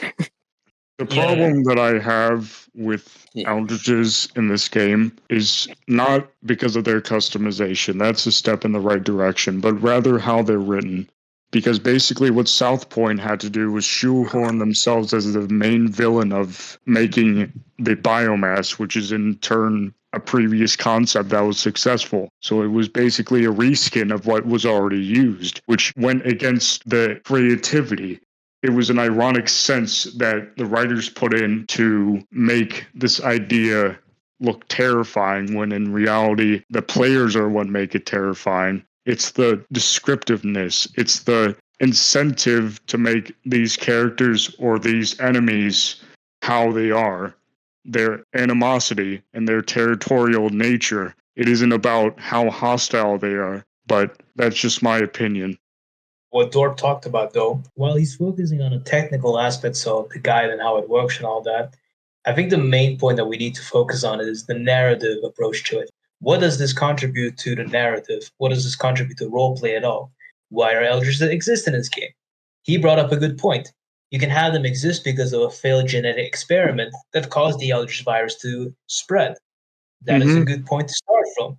And it highlights a lot of points about America and the whole thing that they want to go for, like a critique of it, by highlighting how this gene splicing thing connected to the military back then, before the Flash. There's a lot you can do here, and they're missing the point. They're missing the opportunities to work something with this, and it's annoying, dude.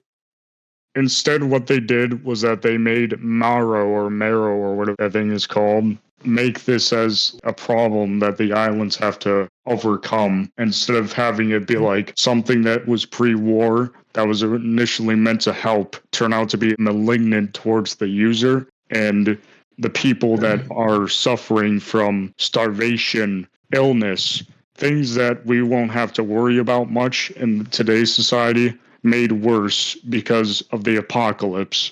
That's another point that I would like to bring across. I don't blame South Point in this equation. What I blame is the writing, especially the writing team, because they basically just gave South Point the wrong hand and saying that they're the bad guys when there were 3 sects, as you know, the Hanseites, the Warhawks, and then the other one that I forgot about. I'm sorry. If you can't even remember all 3 of them, what's the fucking point of keeping them, man? The reason why I didn't remember the Cherubites is because they didn't really do too much. I'm sorry. Warhawks did the most, and then Hanseites kind of just didn't do anything. I think the Warhawks were the most prevalent, though, because they were... It was just the most fun to be them. Yeah, and some of their ideology is shared with how South Point is nowadays, with how they basically hate humanity for some of them. I can still see a bit of Warhawk ideology there, but that's just me. Anyway... I think this is a good time to move on to the second to last question. Are the new game passes in Wintertide worth the Robux investment? Why or why not? I'm a little bit too old to be spending money on Roblox. It kind of defeats the purpose of having a scrap point system in game anyways. Why have scrap points if you're going to have game passes you can buy Robux? Worth the Robux? Okay, I mean, I don't know. I make most of my Robux from like development, so for me, I don't really care. I wouldn't say that spending money on the ATF is very wise, considering that everything you spend your money on is prop placer expansions that like are just Chad trying to get more money. I can sort of see the prop placer ones. I can't really see like buying guns. I don't like the prop placer ones. I think that the reason why the map is so empty and why there's nothing going on is because there's no incentive for Chad to expand the map when so many people just buy the prop placer and do it themselves. You could just make everyone build the map for him rather than build a map for everyone. Here's one thing too that I think is annoying about tool packs and shit. They're just glorified props that people put extra emphasis on because they have like some certain properties and shit that works in some certain given moments, yeah. Which I understand completely, yeah. But dude, they're just props. Chill out. I have my own reservations about them, including the fact that, for example, I know that the boxes have been around a while. In my opinion, it's gambling because you're not too sure what's going to be in the boxes unless there's a leak. The fact that it caters to a younger audience makes it more skeptical to me, if anything, because these are children that don't have as much financial sense as, say, a 20-year-old does, or even a 30-year-old. It's a bit morally gray, in my opinion, because of that. I'm not sure if you agree, but that's just, again, my opinion. I think honestly though, the tool packs can work. If it works well in game, yeah. Intertwine it with the scrap points that the guys have. My biggest gripe is why I don't think people should really be spending their money is that every gun looks different, but all of them sound the same. No one on the dev team at all tries to like introduce new sounds. Every gun that you buy sounds the exact same. Mm-hmm. Yeah, definitely. A shotgun that fires like a 20 gauge sounds the exact same as a 12 gauge or an 8 gauge, and that doesn't make any sense. I've been in the community long enough to remember when the Fallout pack came out in the early days. Yeah. Yeah. See, that was fun. Back then, in my opinion, the caliber didn't matter. It was just about aesthetics. And besides that, it had a unique sound that I didn't really hear much of before. But nowadays, every weapon sounds the exact same. In terms of practicality, for example, which is what the rave is with all these weapons, like if you had a Demeter, for example, or that minigun that was in one of the Christmas boxes, you can substitute it for an assault rifle and it will do the same thing. And it sounds the exact same as a rifle, except it just fires at 3,000 rounds per second or something like that.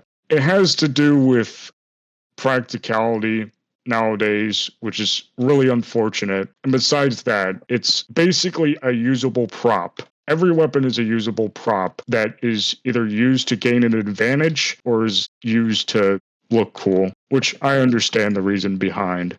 I think my own opinion about the tool packs too is that they're honestly a band-aid issue to that kind of masks how poorly coded and poorly designed the game is. As long as people get a gun pack that has like a cool ass assault rifle or a shotgun, people won't really care, honestly. Mhm. And that's kind of it hurts the game more than it should be. And it sucks, you know. It shouldn't be that much of a problem, but the fact that he has to rely on it is just sad, honestly. Don't get me wrong. The weapons, their designs are by far the best the series has seen, but it doesn't do too well at justifying its presence because one of the multiple coding bugs that plague this game, making it basically unplayable at times. And it's just taking away from the fun factor, like the genuine wasteland factor. It's another problem that plagues the tool packs. Like most of them aren't even wasteland oriented. Perfectly maintained 50 caliber sniper rifles and laser weapons that are completely fine and brand new off the assembly line.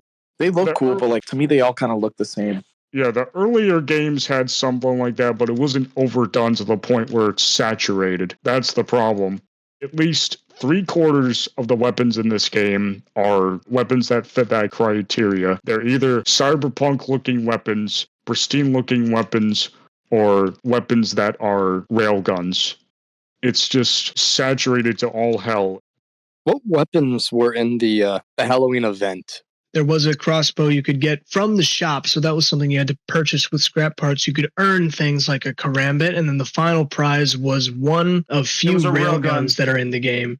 They had a ray gun. That was kind of cool. I'm not going to they did have a ray gun. They have the Porter's Mark II. And the and another harpoon gun rifle from CSGO. The harpoon gun has the coolest sound out of every like gun that they added, and that's so sad to me.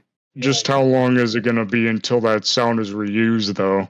I mean, they have multiple harpoon guns, so you could say it's reused already. I think they have 3. Yeah, but listen here. You're putting too much focus on a bunch of props that don't even matter, dude. The fact that the community cares so much about a bunch of fucking guns over the story, over the roleplay, just says so much about it. Come on, dude. If there's an AK-47 game, when there's more things to worry about, like proper roleplay, like a proper lore. I don't think it's that the community cares about it. I think it's just that Chad chugs them out so many times. The community does care about it, dude. That's why they're coming out. Yeah, they make so much money because the community cares about it. Tool developers are focusing so much about it because it's the only thing pulling in revenue, apart from the fact that people play the game too. Yeah, but that's a whole other topic. I'm friends with Lady Cobra. They don't offer me much insight on how exactly the contracting or developing works when it comes to making tools. But what I can assume is that it isn't the developer's fault. It's Chad's fault because he's catering to a multitude of different genres, making the game tone deaf in its approach. Because on some aspects, you have a cyberpunk looking atmosphere. For example, unions like the Pacific Union and its dependency on technology and corporocracy, as I define it. And you have the Chrome Skulls, which are basically Maelstrom from Cyberpunk 2077. And then you have the Wasteland aspect of it. It's a multitude of different genres packed into one game, and it makes it look like a headache in appearance. ATF was supposed to be strict roleplay from the very beginning. I would say that's debatable. I mean, maybe it may have started off as such, but I don't think you can really say that it was meant to be such a thing, especially when the creator, Chad, the creator, has very obviously moved away, and thereby so has the community. It may not have catered to you, right? It may not have catered to an older audience, but it is catered to an audience specific to that which makes the game profitable, right? Mm-hmm. Maybe that's the goal. And the goal is just to make money. Not that that's a terrible thing, but just that it doesn't cater to you specifically anymore. Yeah, that's a fair point, though, because I haven't played ATF ever since it got banned. ATF's premise was silly to begin with, especially in the early days, since it was about a hypothetical, like, I think... Was it like black hole? Yeah, it was a black hole. I think I remember it being said, and then people roleplayed it as being like a Fallout-type game. Thus began the 2032 timeline. It's a bit of a stretch to call it art, but with any art, it's an exploration of ideas. And you could call this a mishmash of ideas, and there are a million ways to criticize it as well. And I think that's important. for everyone to take a look at it and say what they think they could do better, what they would like to see. But at the end of the day, that's what it is, a mishmash of ideas that are cool to one person or another, and an expression of a lot of different interests. And we harp on it a lot, but aesthetics that hopefully bring a lot of people together for an experience that allow even more people to create their own experiences, right? That's the point of the role play game, at least from my perspective, to get people to be imaginative, to create their own stories, create their own characters. And that's, I would say, it's probably more successful than it has been in the past, at least now in Wintertide. I don't have real metrics as to what the player counts are and how that is either increased or decreased, but from what little I have seen, I would say it's probably been a little bit more successful. ATF-7 had an overall higher player rate, I believe. I think at one point for like a year straight, it never dropped below 300. I remember when it released, they had like 10,000 players. It didn't drop below 10,000 for a bit. Yeah, mainly because he marketed. Wow. He did a bunch of like marketing because at the time, like when Mirage released, it was one of the most advanced Roblox games. So Roblox kind of were buddies with him, and as a result, he also did a bunch of sponsor things. So there's just ads everywhere. Yeah, So, toys and Target. I remember. Yeah, toys. Yeah, the Chad the Creator toys. The Source code leaks. To show good marketing can go a long way, I guess. You say one of the most advanced Roblox games, but I've seen the source code from the leaks. When it released, it was one of the most advanced. From release, this thing's fucked up. I mean, the whole structure of the game is just, it's like 14,000 lines of code contained within 2 scripts. Tell me, could you navigate within 7,000 lines of code and figure out what you need to edit? I mean, that's insane. I mean, you use no module scripts, almost none. I mean, that's crazy. Like, I would be caught dead doing that. We can all agree Chad is not exactly the greatest scripter. He's one of the scripters of all time. He is, and like, okay. Factual statement right there. He has a function that initializes a button, right? It takes a button and it does a bunch of conditions, if, else if, and like that kind of thing. It initializes a button. He runs that about 3,000 times over every single button manually through a list. Why God? I guess like he decided to torment himself when he realized the community he created. Self-imprisonment for your own sins. My RP, I have a game core that's like ATF-L27, but I haven't used it yet. It's fully complete. It's like ATF-L27, but it's I haven't really named it. I call it RP core scripts right now, and it's just basically I section off pieces of code into modules. So it has to do with objects. So for instance, one of these modules is just called vehicle, and it combines 3 other module scripts, car, boat, and plane. So it kind of provides like a generic interface between them so that if you have the vehicle, you have some common functions between the two. So like move to is a function, that just moves a vehicle. That's I think this guy's making a video game. My game's like an MMORPG, like Fallout, and it's got to have boats, planes, and cars, but it also has to have a script that deals with those, like spawning them in. That has to be the same between pretty much everything, so I don't need to rewrite it. So I have like a module script that gives common functionality between 3 different types of vehicles. So that's very convenient. If you do that, it's a pain in the ass temporarily, but it will serve you in the long run. So what you're saying, and the point being, is Chad could do better with the scripting by working, quote unquote, smarter, not harder, but interconnecting different pieces of code and also both smarter and harder. Smarter and harder. Well, I mean, not as hard as he is now. He initialized every button manually. You don't need to do this. You can clearly just create the buttons. I have a class. So classes are like templates for objects. Classes are the things that contain code. Objects kind of reference that. I have a class personally named Prompt, and it just takes a bunch of arguments like you'll run a function on it, set title text, and then that sets the title, and then you can do add text label, and then that'll add the first row as a text label, and then you can add a text box, and then you can add buttons, and then you can add row by row.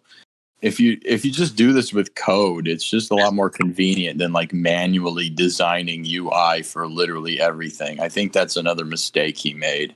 You could really take that load off your shoulders if you just write a nice module script class that contains all this code to create UI, to do player data. You just section off code so that it's just 300 lines a piece, and you can just read it, maintain it much easier. I think he could just work a lot less hard, not even a lot smarter. This is not complicated. I mean, this is just a good decision to make. So, work smarter, but a lot less harder. I guess what we're trying to say is everything in one script. Like, you don't need to do this. Stop killing yourself. Like, don't write 7K lines in one script file. The script editor will lag when you're trying to fucking edit the thing. It's literally that bad. I can't even edit Mirage. It's a bad leak because of the fact that it gets such big scripts. It's just massive. Jeez. I mean, you could just not do this. You could very easily just not deal with this if you just know how to write modules. 14K lines over 2 scripts. Oh my God. Speaking of Mr. Chad, the creator, to wrap all this up for the last question, do you think there's any chance Chad will return to the old timeline? Speculate on the possibility of a return and the factors at play. I think he said a few things about it where he was like, oh yeah, this is sort of going to be like ATF-4 where it's something separate, and then we go back to the old timeline. I'm not sure if it's going to be entirely... You should do it. I think if he does, I will welcome it. I might appeal in that case. I think it's possible, but I honestly don't think he'll do it. I think he'll stay with this timeline. I think they're too far in to go back now. Yeah, I mean, it's all right. I think he's got a good thing going on now. Because imagine he does go back to the old timeline with all these new Wintertide players. That just doesn't seem very healthy. Yeah, that's a good point. That's fair. Another crucial I think if there was a time to go back to the old timeline, it was years ago. You know what I'm trying to make? A game. A game. Yeah. But not only that, whenever I make the game and it's fully done, I'm going to release it after that. And then it's going to be... I'm gonna then try I make and make another it, game. It's gonna be a lot grittier than the old timeline. Cultivate a nice community around kind of the older style of doing things. He's got big plans, people. Big things are in the works. You just wait and see. He's cooking. There's safe zones, but there are PvP zones. I figured it out. I can section it out in the map. Big things Quite are coming. frankly, no one made a game quite as good as I did. Very big things are at work. Very big game. It's going to be the greatest revolution in ATF history. It's going to be tremendous. Nobody's seen anything like this before. I feel the need to say this. This is probably a pessimistic view. Feel free to tell me off. But I feel like the old timeline's just dead. It's not coming back. Mainly it's because not the same IP. I think the only thing keeping it alive is Tidewater. And even then, it's not even the same. We've been detached from it for, 3, almost 4 years now? We've been detached from it for so long. Chad has been making a lot more money. Too much fucking lore. It's gotten tangled up in itself. You couldn't possibly keep up with it with any sense of continuity. It's worth leaving in the past. I have made a new IP called Wasteland Tactics. It's immensely good. It's the greatest game you've ever seen. A video game. It's the greatest game you've ever seen. Sponsor yourself. You better. One of the greatest. One of the greatest. Believe me, I have many good games. But it's beautiful more games. founded around the U.S. politics because ATF really only takes place in the U.S., so I founded it around a U.S. second civil war instead of a nuclear apocalypse worldwide. It was more of a global decay, and and there's just a bunch of different militias fighting each other. It's basically the worst case outcome by 20. It's the worst case outcome, but it's the best game. If you don't shoot friendlies And if you keep doing quests aligned with the faction, you can build a reputation with them and unlock better trades. You can unlock better rewards. You can unlock shit in a tech tree. Yeah, that does sound like a nice concept. I mean, it's like RuneScape for like. This is what would happen if fake news won. That's all I'm going to say. The fake news, Flash Storm staff, they ban everybody for no reason. But we don't. We don't ban anybody. All right, so I think in some aspects, Chad has already kept some of the old timeline. Basically, two factions don't like each other. They both bomb each other. The end of the world. Years later, oh hey, factions don't like each other. It's going to be the end of the world. Who knows? Maybe Hammerden won't pull a fucking nuke out of his ass and nuke the whole region. Anyway, I'm calling him out. Don't be rude. He fucked up a lot of the lore with the SLF. I thought it was bad writing. I have very strong criticisms. I'm not talking about his character or anything. I don't know the guy, but I'd rather him not pull shit out of his ass. I mean, he literally just pulled a nuke out of his ass. Like, that's no cap. He literally did that shit. I thought that was very haphazard and very, very unthought. I think that personally, Chad should continue with this timeline. There's a lot of potential for it, even if it got like a shitty start at the beginning. Yeah, there is a lot of potential for him to work this out. Yeah, there's a lot of settings you can include here, multiple settings from like different parts of America for sure. Yeah, especially with the established lore of the unis and shit, and with the whole dead soil thing that Ducky wrote about. Like, just continue with this. Don't drop the ball yet. You think it underperformed? Just continue with it. Have some balls and keep up. I mean, at the end of the day, everything that we've complained about, almost everyone else in ATF has probably complained about.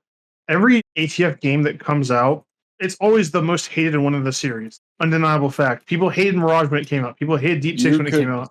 Yeah, everyone. People hated Rain when it came out. They hate change. The best they could do right now is roll forward with the timeline and try their best to maintain continuity and sense and logic and reason. Not realistic. Yeah. I'm not a realism guy. I'm a believable. I like that trust where you're like, immersiveness, that level of where you can I can believe this. Yeah, exactly. That is the best they can do, is gun for that. And honestly, that's not at all a worse fate than if they kept going with the old timeline. It was crammed with old shit that was haphazardly thrown in. They weren't considering what I've just mentioned. They were just throwing shit in. I mean, y'all mentioned countless incidents. Practically, some people consider the entire SLF as a throw-in. And it's just, you could endlessly criticize throw-ins, but the reality is that there's a lot of them. I'm not going to go into arguing about which are which, but I think they could have been much more tactful with what they put into the lore. And the best they can do right now with a fresh timeline is to go forward and to just focus on the continuity and the sense of it. And just that could be a very good result. I think they could end with a very good game with that. ATF-9 could be some crazy shit that could be very immersive. The truth is, I won't be around for the next installment, but my hope is they continue with this timeline and make it the best they can. There's a difference between realism and grounded immersiveness, getting yourself immersed in the world, as you said earlier. I think that this timeline has more potential than Mirage had because its ending consisted of it contradicting Deep Six's story by saying that the region of Lake Mead was controlled by the SLF for the time. By the time Deep Six ended, the ending said that much of the United States, if not all of it, was under its own control again. I just hope that they continue with this timeline and make it the best that they can be, even though us older players are probably not going to be around for the rest of it. That will leave the next generation of players to enjoy what we once did. I'm trying to find people willing to make that old player experience alive for good. Reinstate that fun we used to have. That immersion we got from serious, good RP. It was good. I get the disappointment and all that, but dude, come on. It's just the first game in a new timeline. Let them cook. I think there are two different flavors here that can coexist, is all I'm saying. I'm not saying I'd rather have everybody jump ship. I think there's just two things to be appreciated. Chad wants to go one direction. I want to go a different. It's just, that's all it is. It's a creative direction thing. When it comes to factions, he's got more of a vibrant pop to things, and I kind of want more of like a dreary, like stalker feel to things. It's a different feel. Different strokes for different people. I appreciate the fact that it's different. I think that you could have Chad developing a very great new timeline for ATF and a new community and a new crop of our peers, but at the end of the day, I've talked to a lot of old heads, as they say, for lack of a better term, like myself, and they just yearn for the old timeline. And when it comes down to that, it's an aesthetic thing. When it comes down to it, and because of that, I'm trying to restore that. What that comes down to elementally is a mixture of grittiness and reality with believable fiction. You can combine that in a way that is very morally gray. I think we put that well within our time. I think we met it just perfectly, guys. Well done. In all sincerity, thank you. This was a lot more productive of a conversation than we thought we'd ever get. We covered so many bases and covered everything so thoroughly. We've got devs in here. We've got staff in here. We've got prominent community figures in here. This is a good, diverse roundup of different community figures, I thought. Absolutely. And I can't express enough how much we appreciate all your guys' time. Yeah, very great work with this. I thought y'all picked the exact right people. This was a very good job. We look to do even better in the future. Yeah, that was great. Tara, don't forget to keep us updated on your game, okay? I love my game.